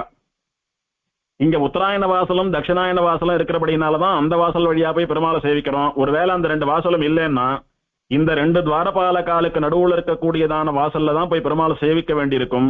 இங்க விசேஷமா 2 வாசல் இருக்கிறபடினால துவாரபாலகாலுக்கு முன்னாடி வாசல் கிடையாது, சுவர் தான் இருக்கு. அந்த சுவத்துக்கு முன்னாலதான் துவாரபாலகா காவல் காக்கிறா. நல்ல உசரமான பெரிய துவாரபாலகா. மகான்கள் பலரும் கொடிமரத்தாண்ட விழுந்து சேவிக்கிறது போலவே இந்த துவாரபாலகாலண்டையும் விழுந்து சேவிச்சுட்டு அவளுடைய அனுமதியை பெற்றுக் கொண்டுதான் உள்ள போய் பெருமாளை சேவிக்கிறது அன்னையிலிருந்து இன்னைக்கு வரைக்கும் வழக்கமாக இருந்து கொண்டிருக்கிறது. அப்படியே பிரதட்சணமா வந்து ஐயா குமார தாத்த தேசிகனை சேவித்துக் கொண்டு எதிரில் இருக்கக்கூடிய கோமலவள்ளி தாயார் சன்னதிக்கு போறோம். இதுக்கு முன்னால தட்சிணாயன வாசல் வழியா அமுதனை சேவிக்கிறதுக்கு போகக்கூடிய பிராகாரத்துல தாயார் எதிர்படுறா, அவளை கை கூப்பிட்டு போனோம். இப்ப விசேஷமா தாயாருடைய சன்னதி அனுபவிக்கிறோம். பெருமாள் சன்னதிக்கு வலது பக்கத்திலே பெருமாளுடைய தட்சிணாயன வாசலுக்கு நேர் எதிரே தட்சிணாயன வாசலை ஒட்டினாப்புல பெருமாள் சன்னதிக்கு கொஞ்சம் தென்மேற்கிலே கிழக்கு பார்த்த மாதிரி தாயார் சன்னதி அமைந்திருக்கிறது. இந்த சன்னதியிலே தாயார் கோமலவள்ளி நாச்சியார் மூலவர், உற்சவர் கோமலவள்ளி தாயார், தீர்த்த பேரர் அல்லது சயன பேரர்னு சொல்லக்கூடிய ஊஞ்சல்ல சயனிச்சுக்கிற மூர்த்தி, திருமஞ்சனம் கண்டுள்ள மூர்த்தி, சின்னதா குழந்தை போல ஒரு தாயார்னு மொத்தம் 3 தாயார் இருக்கா. இந்த 3 தாயார்களும் ஒரே மாதிரி திருவுருவத்தோட எழுந்துள்ள இருக்கிறார்கள்னு தாயார் அனுபவிக்கிறச்ச சேவிச்சோம். இந்த தாயார் ரொம்ப விசேஷமான தாயார். கோமல ஸ்வர்ண வல்லீவ திருஷ்யத்தே மனுஜைரபி தஸ்மாத் கோமல வல்லீதி சர்வலோகேஷு விஸ்ருதா அப்படின்னு பிரம்மாண்ட புராணம் இந்த தாயாரை வர்ணித்தது. தாயார் இங்க பொற்றாமரை குளத்திலே சகசிரதல பத்மத்திலே 1000 இதழ் தாமரையில அப்படியே உட்கார்ந்து தபஸ் பண்ணிட்டு இருக்கா. பாக்குற மனுஷா எல்லாம் என்ன நினைச்சுண்டாலாம், தாமரை புஷ்பத்துக்கு கீழே தானே கொடி போகும், ஆனா இங்க என்ன தாமரை புஷ்பத்துக்கு மேல கொடி வர்றது, இது என்ன ஆச்சரியம். தாமரை புஷ்பத்தினுடைய கொடி எப்படி இருக்கும், தாமரை இளஞ்சிவப்பு நிறத்துல ரோஸ் கலர்ல இருக்கும், தாமரையினுடைய கொடி பச்சை நிறத்துல தானே இருக்கும். ஆனா இந்த தாமரையினுடைய கொடி ஸ்வர்ண நிறத்துல இருக்கிறது. தாமரையிலிருந்து கீழ் நோக்கி போகக்கூடிய கொடி மேல் நோக்கி வந்திருக்கிறது. பச்சை நிறத்துல இருக்க வேண்டியதான கொடி இங்க ஸ்வர்ண நிறத்துல இருக்கிறது. அதனால கோமல ஸ்வர்ணவல்லி அப்படின்னு தாயாருக்கு பேர் சூட்டினாலாம் பாக்குற ஜனங்கள்லாம். கோமல அப்படின்னா மென்மையான, நளினமான, கொடிய போல தாமர தண்ட போல வளைந்து நெளிந்த தேகமுடைய அப்படின்னு எல்லாம் சொல்லிட்டே போலாம். ஸ்வர்ண அப்படின்னா பொன்மயமான, மென்மையாகவும் பொன்மயமாக பிரகாசிக்க கூடியவளாகவும் மனுஷர்களுடைய கண்ணுக்கு சேவை சாதித்தவள் அந்த சகஸ்ரதல பத்மத்தின் மீது தபஸ் பண்ணக்கூடிய தாயார். அதனால அவளுக்கு கோமலவள்ளின்னு ஜனங்கள் பெயர் சூட்டி அவளை அழைக்க ஆரம்பித்தால், இப்படி சர்வ லோகங்களுக்கும் சேவை சாதிப்பவளா கோமலவள்ளி தாயார் பொற்றாமரை கயத்திலே திருவவதாரம் பண்ணினால்னு புராணம் வர்ணிக்கிறது. இப்பேற்பட்ட விசேஷமான அவதார சரித்திரத்தை உடைய தாயாருடைய சன்னதி விசேஷமான ஸ்வர்ண கலசத்தோட கூட விமானத்தோடு கூட ஆச்சரியமா தனி கோயில் நாச்சியாராக எழுந்தருளியிருக்கிறார். இது ஐயா குமார தாத்த தேசிகனாலே ஏற்படுத்தப்பட்ட சன்னதி. இதுக்கு முன்னால இந்த அமுதன் சன்னதியினுடைய தெற்கு பிராகாரத்திற்கு அப்பாலே பெரிய கோயிலா தனி கோயிலாவே தாயார் சன்னதி இருந்ததுன்னு சொல்றா. அப்படி தாயாருக்கு ஒரு தனி கோயிலாகவே இந்த ஊர்ல கஷேத்திரம் எல்லாம் இருந்ததுன்னு சொன்னால், பெருமாளை போல தாயாருக்கு இருக்கக்கூடியதான பிராதானியத்தை முக்கியத்துவத்தை இந்த திவதேசத்திலே சேவிக்க வேணும்.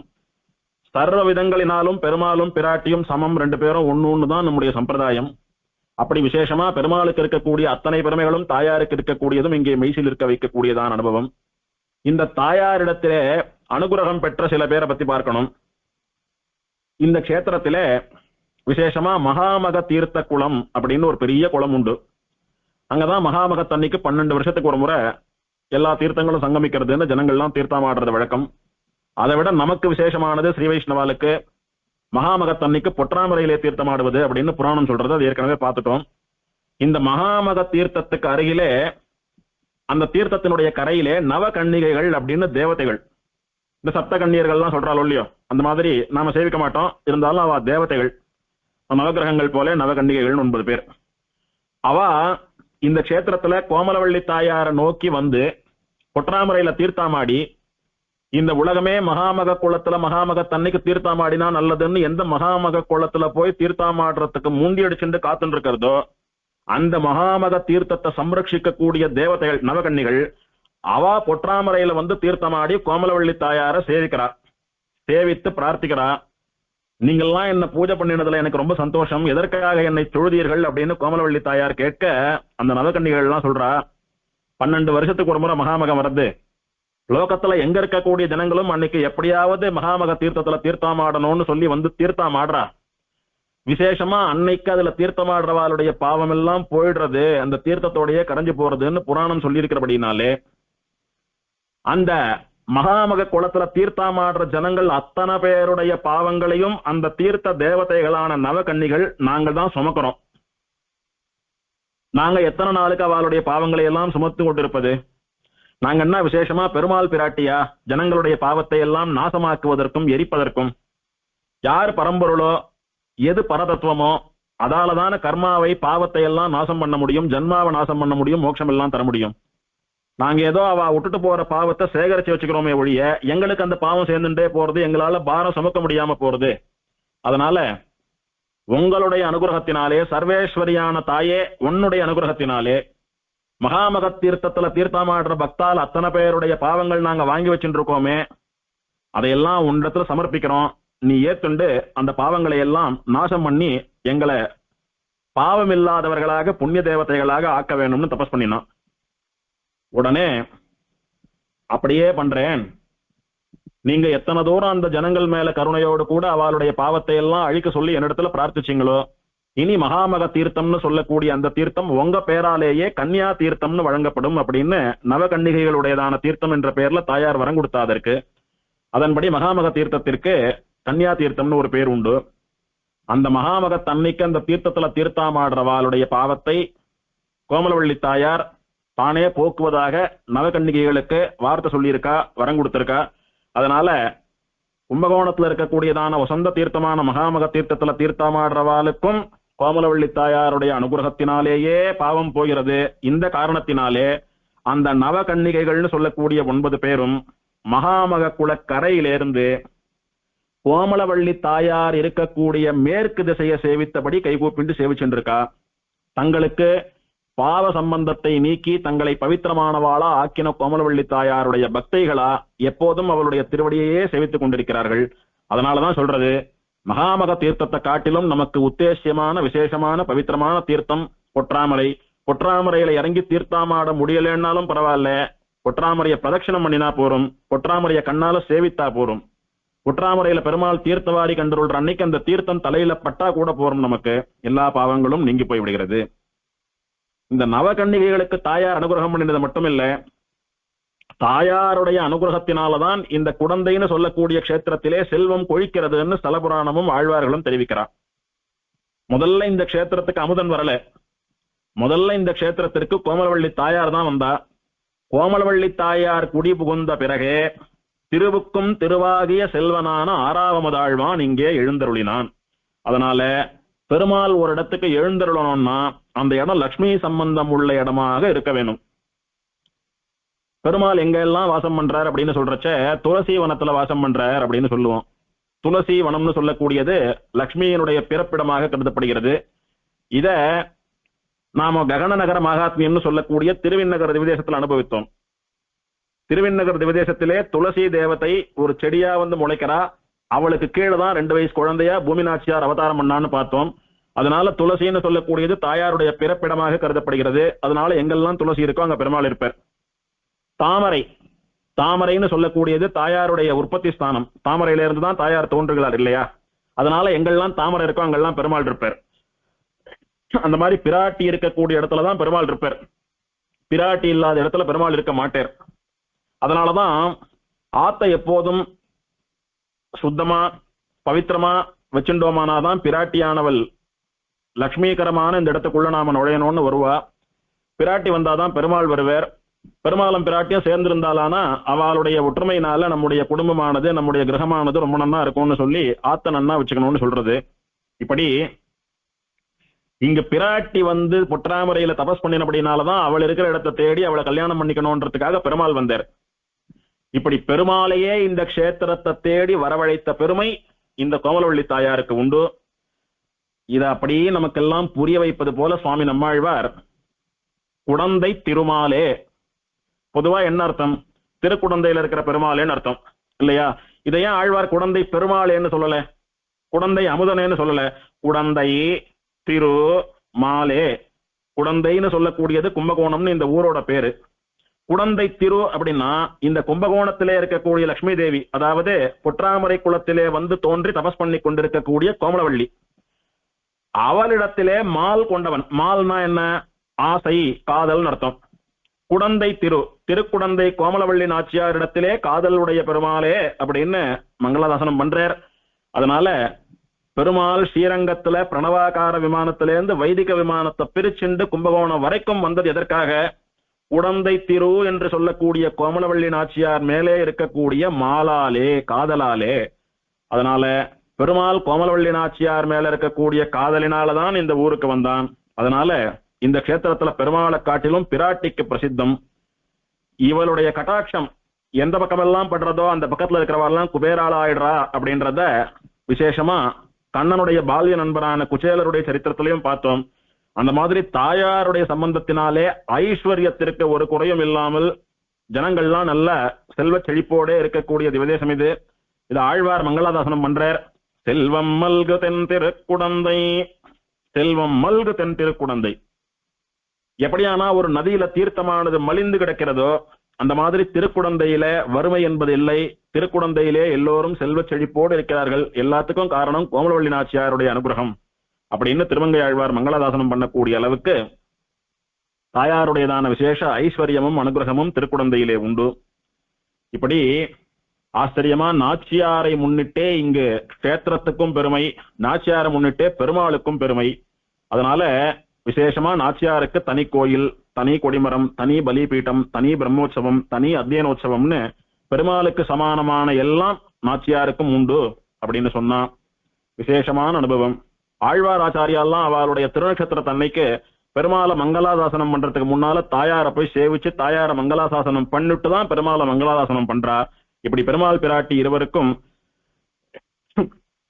ஏகபோகமான விசேஷமான அனுபவங்கள் நடக்கக்கூடிய இடம். இந்த தாயார் சன்னதியை தனியா பிரதட்சணம் பண்ணிட்டு வரலாம். முதல்ல பெருமாள் விமானத்தை பிரதட்சணம் பண்ணிட்டு வந்தோம். அந்த பிரதட்சணம் போறச்ச பெருமாள் சன்னதிக்கும் தாயார் சன்னதிக்கும் நடுவுல இருக்கும் அந்த பிராகாரம். இப்ப தாயார் சன்னதியை மாத்திரம் தனியா பிரதட்சணம் பண்ணலாம். அதுக்கு தாயார் சன்னதியினுடைய திருவெண்ணாழி பிராகாரம்னு பேரு. எங்கேயுமே பெருமாள் பிராட்டிய சுத்தி இருக்கக்கூடிய இமீடியட் பிராகாரத்திற்கு திருவெண்ணாழின்னு பேரு. அந்த திருவெண்ணாழி பிராகாரத்தை அப்படியே பிரதட்சிணமா வரைச்ச அங்க மேற்கு பக்கத்துல பக்தர் ஒருத்தருடையதான பிம்பம் தூண்ல இருக்கு. ஒரு தூண்ல ஒரு பக்த சிகாமணி கை கூப்பிண்டு அஞ்சலி பண்ணிட்டு பெருமாள் தாயாரை சேவிச்சென்றிருக்கிறது போல ஒரு பிம்பம் இருக்கு. அவருக்கு மெய்காவல் இடையர் அப்படின்னு பேரு. மெய்காவல் இடையர். இடையர் அப்படின்னா கோபாலர்கள் என்று சொல்லக்கூடிய ஆயர்கள் பசுக்களை சம்ரட்சணம் பண்ணிக்கொண்டு பால் தயிர் வெண்ணெய் நெய் முதலான தொழிலை பண்ணிக்கொண்டு கண்ணனுடைய பக்தர்களா கண்ணனை குலதெய்வமாக கொண்டவர்கள் இடையர்கள்னு பேரவாளுக்கு யாதவர்கள். அந்த வம்சத்திலே தோன்றி கோபாலனான இந்த ஆறாவமுதாழ்வானுக்கு நிறைய கைங்கரியங்களை எல்லாம் பண்ணின பரம பக்தர் அவர், பாகவதோத்தமர் அவர். மெய்காவல் அப்படின்னா பெருமாளுடைய திருமேனிக்கு காவல். ஸ்ரீரங்கத்துல சுவாமி நம்பெருமாள் புறப்பாடு அரைச்ச பிள்ளை உறங்காவில்லிதாசர் கையில ஒரு வாளை வச்சுட்டு பெருமாள் புறப்பாட்டுல முன்னாடி போவார். பெருமாளுக்கு எந்த விதமான ஆபத்தும் இல்லாமல் பெருமாள் நல்லபடியா கோவில்ல இருந்து புறப்பட்டு திரும்ப கோவிலுக்கு வந்து சேரணும். நடுவுல ஏதாவது பெருமாளுக்கு அவத்தியம் ஏற்படுவது போல தோன்றினால் தன் கழுத்தை தானே அறுத்துட்டு செத்து போயிடணும்ன்றதுக்காக கையில அவர் வாழ வச்சுட்டு இருந்தார். ஆனா பெருமாள் சங்கல்பம் அதெல்லாம் ஒன்றும் நடக்கல. இதுக்கு மெய் காவல், திருமேனி காவல்னு பேரு. ஒரு ராஜா எங்கேயானும் போறான்னா கூட அவனுடைய திருமேனிக்கு எந்த ஆபத்தும் வந்துடக்கூடாதுன்றதுக்காக சுத்தி கத்தி ஆயுதத்தெல்லாம் வச்சுட்டு மெய் காவலா சில பேர் போவா, மகாவீரர்கள் எல்லாம் போவா. அந்த மாதிரி இந்த அமுதனுக்கு மெய்காவல் பணியை பண்ணிட்டு இருந்தவர், அவருக்கு மெய்காவல் இடையர் அப்படின்னு பேரு. அவருக்கு என்ன விசேஷம் அப்படின்னா, ஒரு சமயத்திலே இந்த படையெடுப்புகள்லாம் வந்த போது இந்து தேவதைகள் ஆலயங்கள் இதையெல்லாம் இடித்து தரைமட்டமாக்கி கொண்டு வந்த வேற்று மதத்தவர்கள் துஷ்டர்கள் அவ திருக்குடந்தை அமுதன் சன்னதியை நோக்கி வருவதற்கு முன்னாலேயே இந்த சுவாமி உஷாரா என்ன பண்ணினார், நிறைய வைக்கோல் போர்களை எல்லாம் திரட்டி வந்து இடையர் ஒன்னும் நிறைய பசுக்கள் எல்லாம் வச்சுட்டு இருந்தார் ஒன்னும், அதுக்கு ஆகாரமா நிறைய வைக்கோல் போர் எல்லாம் சேமித்து வைத்திருப்பார் ஒன்னும். இவரிடத்துல இருக்கக்கூடிய வைக்கோல் மற்ற இடையர்களிடத்துல இருக்கக்கூடிய வைக்கோல்னு கும்பகோணத்தை சுத்தி இருக்கக்கூடிய அத்தனை வைக்கோல்களையும் திரட்டி கொண்டு வந்து கோபுரம் விமானம் பெருமாள் அப்படின்னு கோயில் இருக்கிறது யாருக்குமே தெரியாதபடிக்கு ஒரு பெரிய வெக்கப்போர்.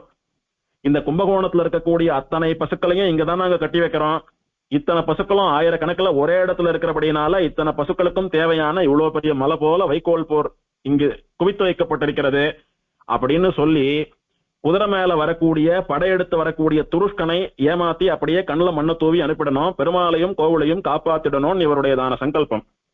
அதனால எல்லா இடையர்களையும் அழைத்து அத்தனை வைக்கோல் போர்களையும் கொண்டாந்து, சுவாமி அமுதன் சன்னதி எவ்வளவு பெருசு, ஊரையே அடைச்சுட்டு இருக்கு, இங்கே கீழவாசல்ல இருந்து அங்க மேலவாசல் வரைக்கும் எத்தனை விஸ்தாரமான சன்னதி, அத்தனை சன்னதியையும் பார்ப்பதற்கு ஒரு வைக்கோல் போராட்டம் பண்ணிருக்கேன்னா எத்தனை பெரிய வைக்கோல் மலையாக இருந்திருக்கும், அதுக்கு எத்தனை சிரமப்பட்டிருப்பார். என்னைக்கான ஒரு நாள் சட்டை இல்லாம கொஞ்சம் வைக்கோல் அப்படியே மாரோட சேர்த்து அணைச்சுட்டு வந்து பசுவுக்கு போட்டோமானா உடம்பெல்லாம் நமனமனமான்னு எரியும். அப்படியே அமுதன் சன்னதியையே மறைக்கக்கூடிய அளவுக்கு அத்தனை வைக்கோல்களை இந்த சுவாமியானவர் சேகரித்து கொண்டு வந்து எம்பெருமான் மேல போத்தி அப்படியே மறைச்சுட்டார். ஒன்னும் தெரியல, இது என்ன வித்தியாசமா இவ்வளவு பெரிய அமைப்புன்னு வந்தவன் கேட்கறான். யாரு? இந்த கோவில் எல்லாம் இடிக்கணும்னு வந்த துருஷ்கன் கேட்கறான். இது என்ன வித்தியாசமா இவ்வளவு பெரிய வைக்கோல் மலையாட்டமா இருக்குன்னா, அதுவா இதுதான் கோஷாலை, எங்களுக்கு எல்லாருக்கும் நாங்கெல்லாம் இடையர்கள், எங்க எல்லாருக்கும் குலத்தொழில் பசுக்களை வைத்துக் கொண்டு பால்ல இருந்து வரக்கூடிய ஜீவனம் தான் எங்களுக்கு. அதனால நாங்கெல்லாம் மொத்தமா சேர்ந்து இடத்தெல்லாம் வீணாக்க வேணான்னு மொத்தமா சேர்ந்து இந்த இடத்துல எல்லா பசுக்களையும் ஆயிரக்கணக்கில் கட்டி வச்சிருக்கோம். இங்க வரக்கூடிய சாணம் கோமூத்திரத்தை எல்லாம் தேவையான வஸ்துக்களா மாத்திக்கிறோம், எரிபொருளா மாத்திக்கிறோம். இங்க கரைக்கிற பாலை கொண்டு ஊருக்கே பால் விநியோகமாறுது, தயிர் வெண்ணெய் நெய் எல்லாம் பண்ணிட்டு இருக்கோம். இத்தனை பசுக்களுக்கு தேவையான வைக்கோல் போறதான் நாங்க சேமிச்சு வச்சிருக்கோம். எங்க வயிற்றுக்கு சாதம் போடுற பசுக்களுக்கெல்லாம் நாங்க ஆகாரம் கொடுக்க வேணாமா, அதுக்குதான் இவ்வளவு வைக்கோல் அப்படின்னு சமஸ்காரமா பேசினார். அவளும் நம்பி சரின்னு போயிட்டா பேசாம. அப்புறம் அவள்லாம் போனா விட்டு பதறி போய் அந்த வைக்கோலை எல்லாம் கலைந்து அர்ச்சக சுவாமிகளை கொண்டு பிராயசித்த ஹோமத்தை எல்லாம் பண்ணி வைத்து லகு சம்பரோஷணத்தை எல்லாம் பண்ணி வைத்து பெருமாளுக்கு விசேஷமா திருமஞ்சனம் எல்லாம் பண்ணி அந்த வைக்கோல் திருமேனி மேல பட்ட அந்த கசகசப்பு எல்லாம் பெருமாளுக்கு போறதுக்காக அர்ச்சக சுவாமிகளை கொண்டு உபச்சாரம் எல்லாம் பண்ணி வைத்து கோவிலுக்கு ஒரு அழிவுன்னு சொல்லக்கூடிய சமயத்திலே கோவிலை காப்பாத்தின மகானிவர். அதனால இவருக்கு மெய்காவல், பெருமாளுடைய திருமேனியை காவல் காத்த இடையர், அதனால மெய்காவல் இடையர்னு பேரு. ஒருவேளை இவர் இதெல்லாம் பண்ணாம நம்மளே தானே கழுத்த கிழுத்த சீவிட போறாளோன்னு பயந்து போயிருந்தா பல கோயில்கள் சின்னாபின்னமானது போல நடந்திருக்கலாம். பல கோவில்கள்ல மூலவர் திருமேனிய பின்னமாக்கி இருப்பா. பல கோவில்கள்ல மூலவரையே பெயர்த்து கடல்லையும் குளத்திலையும் கொண்டு போட்டிருப்பா. அந்த மாதிரியான கொடுமைகள் எல்லாம் நேராதபடிக்கு பெருமாள் பிராட்டியினுடைய திருமேனிக்கு மெய்க்கு காவலாக இருந்தவரானபடியினால மெய்க்காவலிடையர்னு இந்த பாகவதோத்தமருக்கு திருநாமம். ஒரு சமயமும் தங்கள் கோவிலுக்கு ஆபத்து வந்த போது அதில இருந்து தங்களுடைய கோயிலையும் தங்களையும் காப்பாத்தின பக்தர் இவர் அப்படின்ற அபிமானம் தோற்ற பெருமாளும் பிராட்டியும் இன்னைக்கும் இந்த மகா பக்தரான மெய்க்காவலிடையருக்கு அனுகிரகம் பண்ணிட்டு இருக்கா. பெருமாள் அவருடைய 2 பிரம்மோற்சவத்துல, கோமலவள்ளி தாயார் அவளுடைய பங்குனி உத்திர பிரம்மோற்சவத்துல தேர்ல இருந்து இறங்கி வந்து தீர்த்தவாரி ஆனா விட்டு நேர எங்க வருவான்னா இந்த மெய்க்காவலிடையருக்கு முன்னால வந்து நிப்பா. நின்று அருளப்பாடு மெய்க்காவலிடையர் அப்படின்னு அவருக்கு கட்டியம் எல்லாம் சொல்லி அவருக்கு தீர்த்தம் சாதித்து பெருமாள் பிராட்டியினுடைய பிரசாதமான சந்தன காப்பை அவர் மார்பிள் அப்பி பெருமாள் பிராட்டியினுடைய பிரசாதமான மாலையை அவர் பிம்பத்துக்கு சாத்தி பெருமாள் திருவடியில் இருக்கக்கூடிய ஒரு வஸ்திரத்தை எடுத்து அவர் தலைக்கு அப்படி பரிவட்டம் போலே கட்டி அவருக்கு பெருமாளுடைய தாயாருடைய ஸ்ரீகட்டாரியை சாதித்து மரியாதை எல்லாம் பண்ணி அதற்கு மேலதான் உற்சவம் பூர்த்தியாகும். இவர் ஒரு ஆழ்வார் இல்ல, ஒரு ஆச்சாரியர் இல்ல, ஒரு நித்தியசூரி இல்ல, நம்மளாட்டம் மனுஷகுலத்திலே பிறந்த சாதாரணமானவர். ஆனால் இவருடைய பிம்பத்திற்கு இத்தனை ஆகம ரீதியான ஒரு திவ்யதேசத்திலே 7 ஆழ்வார்கள் மங்களாசாசனம் பண்ணப்பட்ட பெருமாளும் பிராட்டியும் எழுந்தருளி விசேஷமா இவருடைய பிம்பத்திற்கு திருமாலை திருப்பரிவட்டம் சடாரி எல்லாம் அருளப்பாடோட சொல்றான்னா எம்பெருமான் அமுதன் பக்தர்களுக்கு எவ்வளவு ஏற்றம் தருகிறான் என்பதை புரிந்து கொள்ள வேண்டும். ஒரு சுவாமி தன்னுடைய பிள்ளையா கருதி கோபுரம் எல்லாம் கட்டி கைங்கரியம் எல்லாம் பண்ணார். அவருக்கு சரம கைங்கரியம் பண்ணி சார்தம் எல்லாம் பண்ணிட்டு இருக்கான் இந்த பெருமாள். ஒரு பக்தர் இப்படியெல்லாம் தன்னையும் தன் கோயிலையும் சம்ரட்சித்தார். அவருக்கு இன்னைக்கும் மரியாதை பண்ணிட்டு இருக்கான் பெருமாளும் பிராட்டியும். இப்படி விசேஷமா பக்தர்களான நம்மிடத்திலே எம்பெருமானுக்கு ஒரு தனி அனுகிரகம், ஒரு ஏற்றம். இந்த மெய்க்காவலிடையர் இருக்காரே, அவரை கைகூப்பிட்டு அவரை தாண்டி கொஞ்சம் அப்படி வந்தோமானா அங்கே விசேஷமா ஒரு பெரிய திருமஞ்சன மண்டபம், கிழக்கு பார்த்தா மாதிரி இருக்கக்கூடிய திருமஞ்சன மண்டபம். இந்த மண்டபத்துலதான் ஒரு வருஷமும் ஆடி மாசம் சுக்ல தசமி அன்னைக்கு சாரங்கபாணி பெருமாள், உபயநாச்சிமார், கோமலவள்ளி தாயார் இவா 4 பேருக்கும் கவச்சத்தோட திருமஞ்சனம் ஆகும். ஆடி சுக்லபக்ஷ தசமிக்கு கவச்சத்தோட திருமஞ்சனம். மறுநாள் ஏகாதசி, அதுக்கு அடுத்த நாள் துவாதசி, இந்த 2 நாளும் கவச்சம் கலைந்து ஸ்வயம் திருமேனிக்கு பெருமாள் பிராட்டியினுடைய நிஜமான திருமேனிக்கு விசேஷமா ஜேஷ்டாபிஷேகம்னு சொல்லக்கூடிய விசேஷ திருமஞ்சனம். பல திவ்யதேசங்கள்ல ஜேஷ்டாபிஷேகம் ஏகாந்தம் நாம சேவிக்க முடியாது. ஜேஷ்டாபிஷேக தீர்த்தம் மட்டும்தான் நமக்கு கிடைக்கும். சில திவ்யதேசங்கள்ல ஜேஷ்டாபிஷேகம் நாம சேவிக்கும்படியா நிறைய சேவிக்கலாம். அதுல பெருமாளுடைய ஸ்வயம் திருமேனியை சேவிக்கலாம். சின்ன வயசுல நம்ம மாத்து குழந்தைகளுக்கு என்னதான் விசேஷமா பட்டு பீதாம்பரம்னு பட்டு பாவாடை சட்டை வேஷ்டி அது இதுன்னு உடுத்தி பார்த்து சட்டை போட்டு அழகு பார்த்தாலும் கூட அந்த குழந்தைகளை குளிப்பாட்டி தூக்கிட்டு வரச்ச வஸ்திரம் இல்லாம இருக்கக்கூடிய அந்த குழந்தையினுடைய மேனியை பார்க்கறதே ஒரு தனி சுகம். அப்போதான் அந்த குழந்தையினுடைய முழு அழகு, அதனுடைய முகமும் அதனுடைய மார்பும் அப்படி நமக்கு ஆச்சரியமான ஒரு அனுபவத்தை கொடுக்கும். அந்த மாதிரி ஜேஷ்டாபிஷேகத்தன்னைக்கு பிறந்த குழந்தையினுடைய சரீரமா எம்பெருமானுடைய திருமேனியை சேவிக்கக்கூடியதான பாக்கியம் இங்கே கிடைக்கிறது. ஜனங்கள் எல்லாருக்கும் முன்னாலதான் எம்பெருமானுக்கு கவச்சம் இல்லாம திருமஞ்சனம் நடக்கிறது. அதனால பாக்கியம் பண்ணினவர்கள் அவசியம் அன்னைக்கு போய் சேவிக்கலாம். ஏகாதசி துவாதசின்னு சொல்லக்கூடிய 2 நாள். இது ஆணி மாசம், இதோ வந்துவிட்டது ஆடி மாசம். பெருமாளுடைய அனுகிரகம் இருக்கிறவா போய் பெருமாள் திருமேனியை தாயார் திருமேனியை சேவிக்கலாம். இந்த திருமஞ்சன மண்டபத்துக்கு பக்கத்துலதான் 7-8 படி கீழே இறங்கி போனா சேவை சாதிக்கக்கூடிய பாதாள சீனிவாசன். அவரை சேவிச்சுட்டு இறங்கி வந்தோமானா அங்க ஒரு தூண்ல ஒரு ராஜாவினுடைய பிம்பம் இருக்கிறது. அந்த ராஜாவையும் பிரதானமானவரா சொல்றா. எப்படின்னா பெருமாளுக்கு நிறைய கோபுரங்களை எல்லாம் ஏற்படுத்தி வைத்து கைங்கரியம் பண்ணின ராஜான்னு சொல்றா. அந்த பாதாள சீனிவாசன் சன்னதிக்கு கிழக்க உத்தராயண வாசலுக்கு நேர் வடக்குல தெற்கு பார்த்தா மாதிரி சேன முதலியாருடைய சன்னதி, விஸ்வக்சேனர்னு சொல்லக்கூடிய சேனை முதலியார். பெருமாள் பிராட்டிக்கு எந்த உற்சவங்கள் ஆரம்பிக்கிறதுக்கு முன்னாடியும் பெருமாளும் பிராட்டியும் இவரிடத்துக்கு வந்து இவருடைய அனுக்ஞைன்னு சொல்லக்கூடியதான அனுமதியை பெற்றுக்கொண்டு அதன் பிறகு விஸ்வக்சேனர் புறப்பாடானாவிட்டுதான் பெருமாள் பிராட்டியினுடைய உற்சவங்கள் தொடங்கும். பெருமாளோ பிராட்டியோ புறப்பாடார சமயத்திலெல்லாம் பிராகாரமா வரச்ச விஸ்வக்சேனருக்கு வந்து ஸ்ரீசடாரி சாதிச்சு அதுக்கப்புறம் தான் வெளியில எழுந்தருளுவா. விஸ்வக்சேனருக்கு சடாரி சாய்க்காம பெருமாள் பிராட்டி எழுந்தருளக்கூடிய வழக்கம் இங்கு கிடையாது. இந்த விஸ்வக்சேனர் சன்னதி பக்கத்துல மேட்டு ஸ்ரீனிவாசன் அப்படின்னு சொல்லக்கூடிய ஒரு பெருமாளுடைய சன்னதி. இந்த மேட்டு ஸ்ரீனிவாசனுக்கு தீரா வினைகள் தீர்த்த பெருமாள் அப்படின்னு சம்பிரதாயத்துல பேர். சொல்றதே தீரா வினைகள் தீர்த்த பெருமாள் சன்னதின்னு தான் சொல்லுவோம். ஏன் மேட்டு ஸ்ரீனிவாசன் அப்படின்னா, இங்க 2 ஸ்ரீனிவாசன் இருக்கா, 3 ஸ்ரீனிவாசன் இருக்கா மொத்தம். ஒருத்தர் பாதாளத்துல பிராட்டிக்காக பயந்துண்டு பதுங்கின்றவர், அதனால பாதாள ஸ்ரீனிவாசன் ஒருத்தர். பாதாளம்னா பள்ளம். ஒரு ஸ்ரீனிவாசன் பள்ளத்துல இருக்கார், அந்த பள்ளத்தை விட இவர் மேட்டுல இருக்கார், அதனால மேட்டு ஸ்ரீனிவாசன். இன்னொருத்தர் சித்திர ஸ்ரீனிவாசன் பேரு, அதாவது விக்கிரகமா இல்லாமல் சித்திர ரூபமாக பெருசா படம் போலே எழுதப்பட்ட ஸ்ரீனிவாசன். இவரையும் பக்தாலாம் சேவிக்கிறா, பிரார்த்திக்கிறா, வரங்கள்லாம் பழிக்கிறதுன்னு சொல்றா. அதனால பாதாள ஸ்ரீனிவாசன், மேட்டு ஸ்ரீனிவாசன், சித்திர ஸ்ரீனிவாசன் சொல்லக்கூடிய 3 ஸ்ரீனிவாசன் எம்பெருமான்கள் சேவை சாதிக்கக்கூடியதான திருக்கோயில். இந்த மேட்டு ஸ்ரீனிவாசனுக்கு தீரா வினைகள் தீர்த்த பெருமாள்னு சொன்னோமே, ஆழ்வாருடைய பாசுரத்தை பாருங்க, நம்மாழ்வாருடைய பாசுரத்தை. தீரா வினைகள் தீர என்னை ஆண்டாய் திருக்குடந்தை ஊரா உனக்காட்பட்டும் அடியேன் இன்னம் உழல்வேனோ. தீர்க்க முடியாத நோய்கள், தீர்க்க முடியாத பாவ புண்ணியங்கள்னு சொல்லக்கூடிய கர்ம வினைகள், இதையெல்லாம் தீர்த்தவன் இந்த எம்பெருமான். எந்த எம்பெருமான்? திருக்குடந்தை ஊரா, திருக்குடந்தையிலே கோயில் கொண்டிருக்கக்கூடிய 6வது ஆழ்வான் அப்படின்னு அமுதனை பார்த்து ஆழ்வார் இந்த வார்த்தையை சொன்னார். ஆனா அந்த பேர் யாருக்கு இருக்குங்க? இந்த ஸ்ரீனிவாசனுக்கு உண்டு. இதனாலே எம்பெருமான் அமுதன் இந்த ஸ்ரீனிவாசனும் நானும் வேற இல்ல, மம மூர்த்தேர் அபேதகா அப்படின்னு, நானும் இவரும் ஒண்ணுதான், என்னிடத்திலே பண்ணக்கூடிய பிரார்த்தனைகளை இவன் நிறைவேற்றி வைக்கிறான் அப்படின்னு சொன்னேரே அமுதன். அப்படி அந்த திருவேங்கடமுடையானே இந்த அமுதன், இவனுக்குத்தான் தீராவினைகள் தீர்த்த பெருமாள் அப்படின்னு ஆழ்வாருடைய மங்களாசாசனம்னு சொல்வது போல, அந்த அமுதனுடைய மறுரூபமான இந்த தீராவினைகள் தீர்த்த பெருமாளான மேட்டு ஸ்ரீனிவாசன் சேவை சாதிக்கிறார். அதுக்கு முன்னால ஒரு ஆச்சரியமான மண்டபம், யுகாதி ஆஸ்தான மண்டபம்னு பேரு.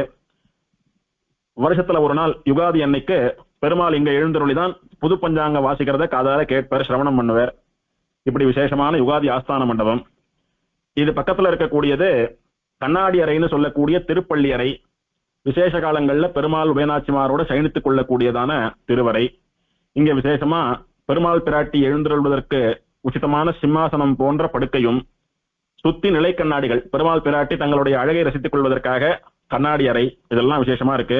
ஒரு வருஷமும் சித்திர மாசம் மார்கழி மாசம் நடக்கக்கூடிய 2 பிரம்மோற்சவங்கள், 12 வருஷத்துக்கு ஒரு முறை வரக்கூடிய மகாமக பிரம்மோற்சவம், இது முழுக்க கொடி ஏறித்துன்னா கொடி இறங்குற வரைக்கும் பெருமாள் பிராட்டிகள் எல்லாம் இருக்கக்கூடிய இடம் இந்த கண்ணாடி அறை தான். உற்சவர் கர்ப்ப கிரகத்திலேருந்து வந்து முதல் நாள் கொடியேற்றினாரானா, கடைசி நாள் கொடி இறக்கிட்டு தான் கண்ணாடி அறையிலிருந்து பெருமாள் கர்ப்ப கிரகத்துக்கு போய் சேருவர்.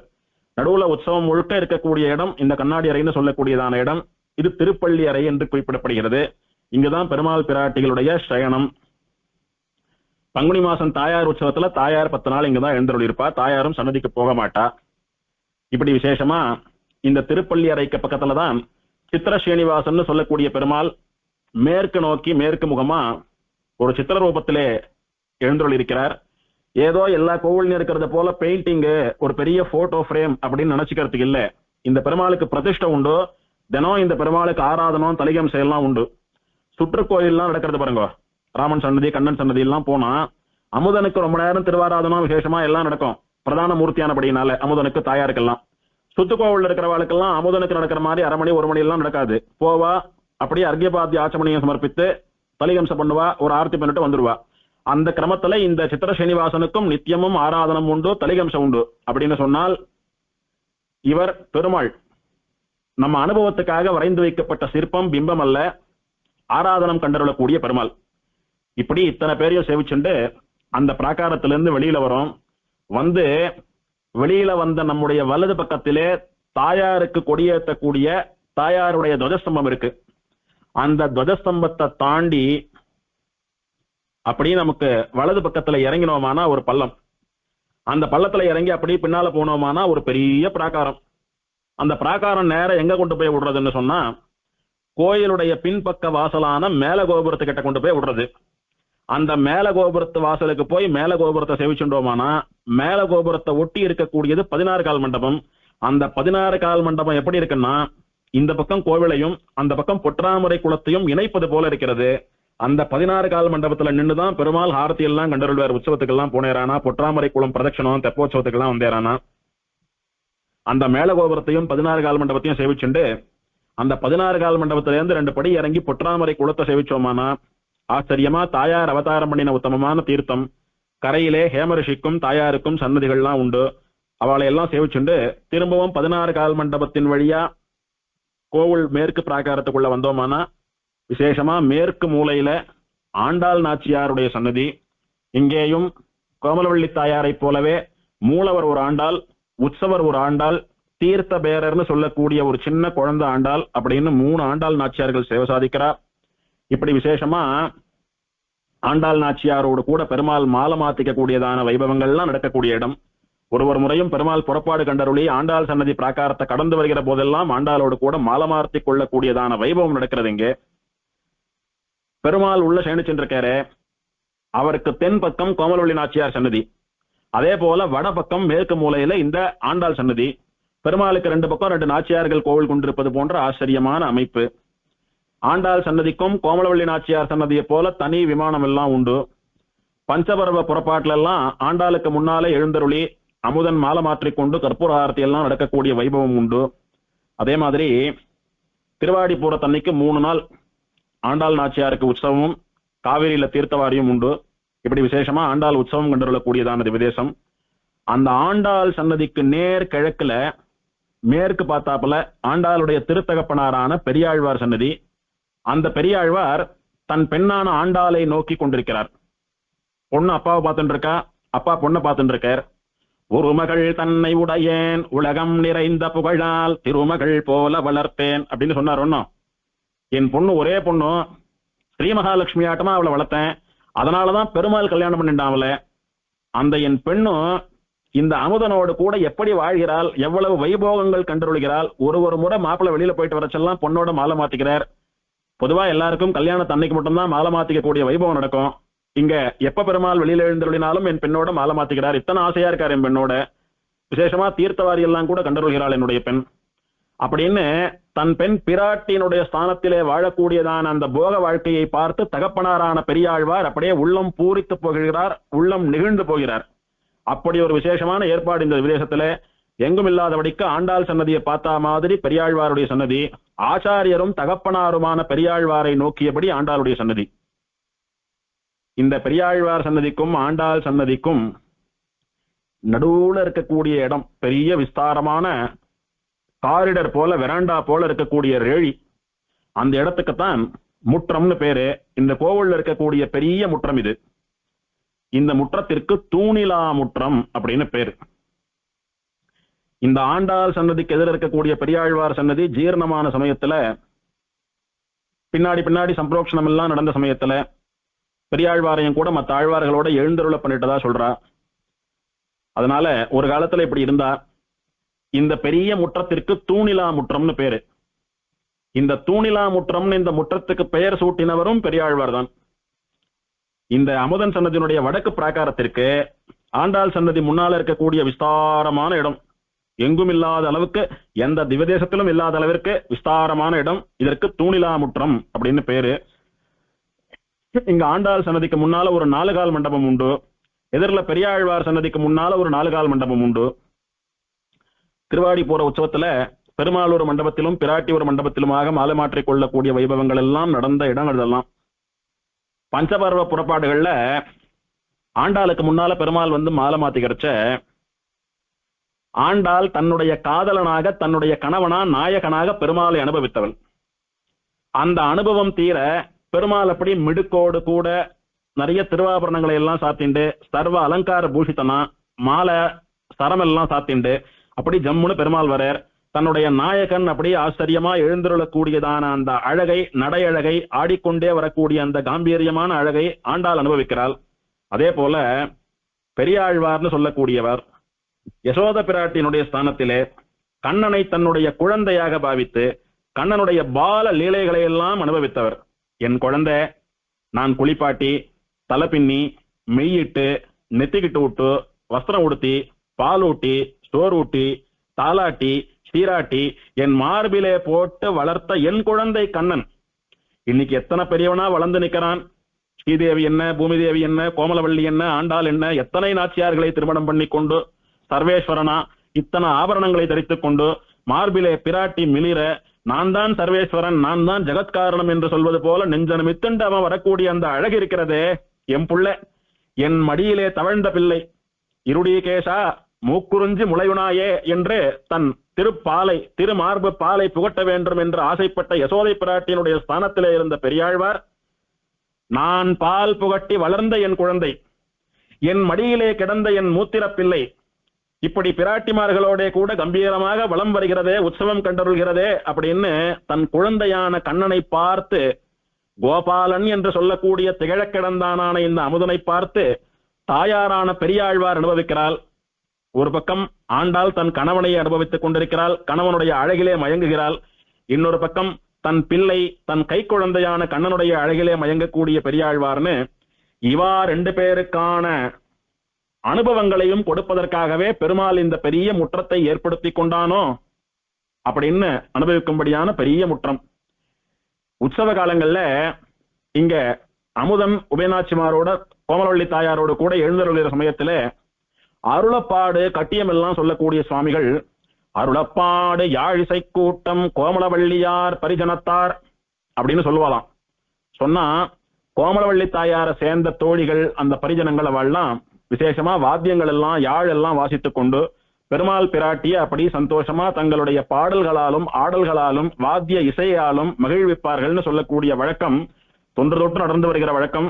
இன்னைக்கும் அந்த கட்டியத்தை மாத்திரமான சொல்லிட்டு இருக்கான்னு சொன்னா, அங்கே பெருமாளும் பிராட்டியும் பல வைபவங்களை கண்டருள அதை பெரியாழ்வார் பார்த்து அனுபவிச்சுருக்கார் அப்படின்னு பூர்வாச்சாரியாளுடையதான அனுபவம். அந்த பெரியாழ்வார் அந்த முற்றத்திற்கு தூணிலா முற்றம்னு சொன்ன பேர் இருக்கு, அது எந்த பாசுரம்னு பார்க்கலாம். தூணிலா முற்றத்தே போந்து விளையாட வானிலா அம்புலி சந்திரா வா என்று நீனிலா நின் புகழா நின்ற ஆயர்தம் கோணிலாவ கொட்டாய் சப்பானி உடந்தை கிடந்தானே சப்பானி. எங்கேயோ ஆயர்களோடு இடைப்பிள்ளைகளோடு கூட ஒரு துணிலா முற்றத்துல நிலாவை காட்டி வாவான்னு சொல்லிட்டு விளையாடிட்டு இருந்தே கண்ணா அப்படின்னு சொன்னாரு. அதுக்கு இந்த ஊருக்கு என்ன சுவாமி சம்பந்தம்? அதே ஆழ்வார் எங்க சொல்றார், கோணிலாவ கொட்டாய் சப்பானி குடந்தை கிடந்தானே சப்பானி. சப்பானி பருவத்திலே தளர் நடையிட்டு நடந்து வருகிற கண்ணனை வர்ணிக்கக்கூடிய தசையிலே அந்த கண்ணன் இந்த தூணிலா முற்றத்திலே தான் தத்தி தத்தி நடந்துண்டு சப்பானியாட்டமா வந்துட்டு இருக்கான், அவன்தான் குடந்தை கிடந்த அமுதன் அப்படின்னு பெரியாழ்வாருடைய அனுபவம். குழந்தை அப்போதான் தள்ளாடி தள்ளாடி சப்பானியாட்டமா நடக்க ஆரம்பித்திருக்கிறது. அது நடக்கிற அழகை பார்த்து ரசிக்கிறதுக்காக கொஞ்சம் விஸ்தாரமான இடத்துல குழந்தைகிட்ட இருந்து கொஞ்சம் தூரத்துல போய் நின்றுட்டு தாயார், கண்ணா வா வா வா வா பார்க்கலாம் அம்மா உண்டவா அப்படின்னு கூப்பிடுறா. அந்த குழந்தை தத்தி தத்தி நடக்கிறது, உழறது, சப்பானியாட்டமா காலை இடறி நடந்து வர்றது, அந்த அழகை பார்த்து தாயார் அனுபவிக்கிறா. அப்படிதான் இந்த தாயார்னு சொல்லக்கூடிய பெரியாழ்வார் தனக்கு முன்னாலே இருக்கக்கூடிய தூணிலா முற்றம்னு சொல்லக்கூடிய பெரிய முற்றத்துல உள்ள சயனிச்சென்றிருக்கிற அமுதன் இருக்கானே கோபாலன் திகழ கிடந்தான், அந்த எம்பெருமான் சப்பானி நடந்து வர்றதை பார்த்து ரசிக்கிறா. அதனால குடந்தை கிடந்தானே அப்படின்னு சொன்னபடினாலே அந்த எம்பெருமான் அமுதன் தான் கோபாலன், அந்த முற்றம் தான் தூணிலா முற்றம். 108 திவ்யதேசங்கள்ல 4000 திவ்ய பிரபந்தத்திலே 12 ஆழ்வார்களுடைய மங்களாசாசனத்திலே 3 இடத்துலதான் முற்றங்கள் மங்களாசாசனம் பண்ணப்பட்டது. அந்த 3 முற்றங்கள்ல அமுதன் சன்னதி முற்றமும் ஒண்ணுன்னு சொல்லக்கூடியது ஒரு விசேஷம். திருக்குடந்தையிலே தூணிலா முற்றம்னு பெரியாழ்வார் இந்த முற்றத்தை மங்களாசாசனம் பண்ணியிருக்கார். குலசேகர பெருமாள் ஸ்ரீரங்கத்துல அணியரங்கன் திருமுற்றத்து அடியார் தங்கள் அப்படின்னு அணி அரங்கன் திருமுற்றம்னு ஸ்ரீரங்கத்து முற்றத்துக்கு பேரு. திருக்கண்ணபுரத்திலே பராங்குஷநாயகியான கலியனுடைய அனுபவம், நீனிலா முற்றத்து நின்றிவள் நோக்கினால் நீனிலா முற்றம்னு பேர் அங்க. இப்படி தூணிலா முற்றம், அணியரங்கன் திருமுற்றம், நீனிலா முற்றம்னு திருக்குடந்தை, ஸ்ரீரங்கம், திருக்கண்ணபுரம்னு சொல்லக்கூடிய 3 இடங்கள்ல ஆழ்வாருடைய மங்களாசாசனம் பெற்ற விசேஷமான முற்றங்கள் உண்டு. இது பெற்று முற்றம்னா எங்க சுவாமி இருக்கும்? ஆத்துல இருக்கும். இப்ப இருக்கிற மாதிரி 1 BHK 2 BHK பிளாட் சிஸ்டம் எல்லாம் அப்ப கிடையாது ஒன்னும். அப்பெல்லாம் தனியா வாவா அப்படி ஊரையே வளைச்சு போட்டு பெரிய ஒரு தனி இண்டிவிஜுவல் பங்களா எல்லாம் வச்சுட்டு இருந்தா. ராஜாக்கள், ஜமீன்தார்கள், நிலக்கிழார்கள்லாம் எப்படி வாழ்ந்திருப்பா? அதுவும் எம்பெருமான் சர்வேஸ்வரன் லோகத்துக்கே ராஜா, அவனுடைய வீடு எப்படி இருக்கும்? இன்னைக்கும் பாக்குறோமே, ஒரு ஸ்ரீரங்கம் கோவில் எப்படி இருக்கு, ஒரு மன்னார்குடி கோவில் எப்படி இருக்கு, ஒரு திருச்சேர் எப்படி இருக்கு, ஒரு அமுதன் சன்னதி எப்படி இருக்கு. எம்பெருமானுடைய வீடுன்னு சொன்னா என்னைக்குமே விஸ்தாரமாக பெரிய திருமாளிகை தான். நமக்கு என்னதான் இடப்பற்றாக்குறை நாம 10க்கு 10 வாழ்ந்தாலும் ராஜாவினுடைய அரண்மனை என்னைக்கும் ராஜாவினுடைய அரண்மனை தான். அதே மாதிரி விசேஷமான இந்த 3 திருமாளிகைகளில் பெருமாளுடைய 3 வீடுகளில் பெரிய தாழ்வாரம் போல இருக்கக்கூடிய 3 முற்றங்களை ஆழ்வார்கள் மங்களாசாசனம் பண்ணினார்களே. முற்றம் எங்க இருக்கும்? வீட்டுல இருக்கும், ஆத்துல இருக்கும். ஆக இது 3ம் எம்பெருமானுடைய விசேஷமான சாநித்தியம் பெற்ற வீடுகள், திருமாளிகைகள். அதனால ஸ்ரீரங்கத்தை மேல வீடு, அதாவது மேற்கு திசையிலே இருக்கக்கூடிய வீடு எம்பெருமானுடைய அகம் திருமாளிகைன்னு சொல்லுவா. திருக்கண்ணபுரத்தை கீழே வீடுன்னு சொல்லுவா, அதாவது கிழக்கு திசையிலே இருக்கக்கூடிய பெருமாளுடைய திருமாளிகை. திருக்குடந்தையை நடுவீடுன்னு சொல்லுவா, அதாவது திருக்குடந்தைய நடுவுல வச்சுட்டு பார்த்தோமானா, with reference to Thirukudanthai as central point வச்சுட்டு பார்த்தோமானா, நடுவு வீடு திருக்குடந்தை அமுதனுடையதான வீடு, அதுல இருக்கக்கூடிய முற்றம் தூணிலா முற்றம். அதுக்கு மேற்க இருக்கக்கூடியது ஸ்ரீரங்கநாதனுடைய திருவரங்கன் திருமுற்றம், அது மேல வீடு. அமுதன் சன்னதிக்கு கிழக்கே இருக்கக்கூடியது கீழ் வீடுன்னு சொல்லக்கூடிய திருக்கண்ணபுரம் சபரி பெருமாளுடைய ஆஸ்தானம். அப்படின்னு 3 வீடுகள் எம்பெருமானுக்கு, மேல வீடு, கீழ வீடு, நடுவீடுன்னு. இங்கே விசேஷமான ஒரு வைபவம் உண்டு. என்னன்னா, ஸ்ரீரங்கநாதனுடைய பெருமை ஸ்ரீரங்கத்துல பிரகாசிக்கிறதாம், அமுதனுடைய பேர் அழகு திருக்குடந்தையில பிரகாசிக்கிறதாம். திருக்குடந்தையில் அமுதனுடைய சௌந்தரியம் பிரதானம், பெருமாளுடைய அழகுதான் இங்க பிரதானம். இந்த 3 கஷேத்திரங்கள்ல கூட, ஸ்ரீரங்கம், திருக்கண்ணபுரம், திருக்குடந்தை 3த்துலயும் கூட 3 பேருக்கும் மத்த 2 பேருக்கும் இல்லாத ஒரு பெருமை இந்த அமுதனுக்கு மட்டும் உண்டு. என்னன்னா, மூலவர் உற்சவர் 2 பேரும் ஆழ்வாராலய மங்களாசாசனம் பண்ணப்பட்டார்கள் என்று சொல்லக்கூடியதான பெருமை அரங்கனை காட்டிலும் சபரி பெருமாளை காட்டிலும் இந்த அமுதனுக்கே உரிய ஒரு தன்னேற்றம். இதற்கு மேலும் உண்டான ஆழ்வாருடைய அனுபவங்களை அடுத்த உபன்யாசத்தில் அனுபவிக்கலாம். வந்தாய் என் மனத்தே வந்து நீ புகுந்த பின்னை, எந்தாய் போயறியாய் இதுவே அமையாதோ, ஒந்தார் பைம்பொழில் சூழ் கிடந்தை கிடந்துகந்தமைந்தா உன்னை என்றும் மறவாமை பெற்றேனே. ஸ்ரீமதே கோமலவள்ளி நாயிகா சமேத ஸ்ரீ அபர்யாப்தாமிருத பரபிரம்மனே நமः. ஆழ்வாரெம்பெருமானார் சீரார் தூப்புள் திருவேங்கடமுடையான் திருவடிகளே சரணம்.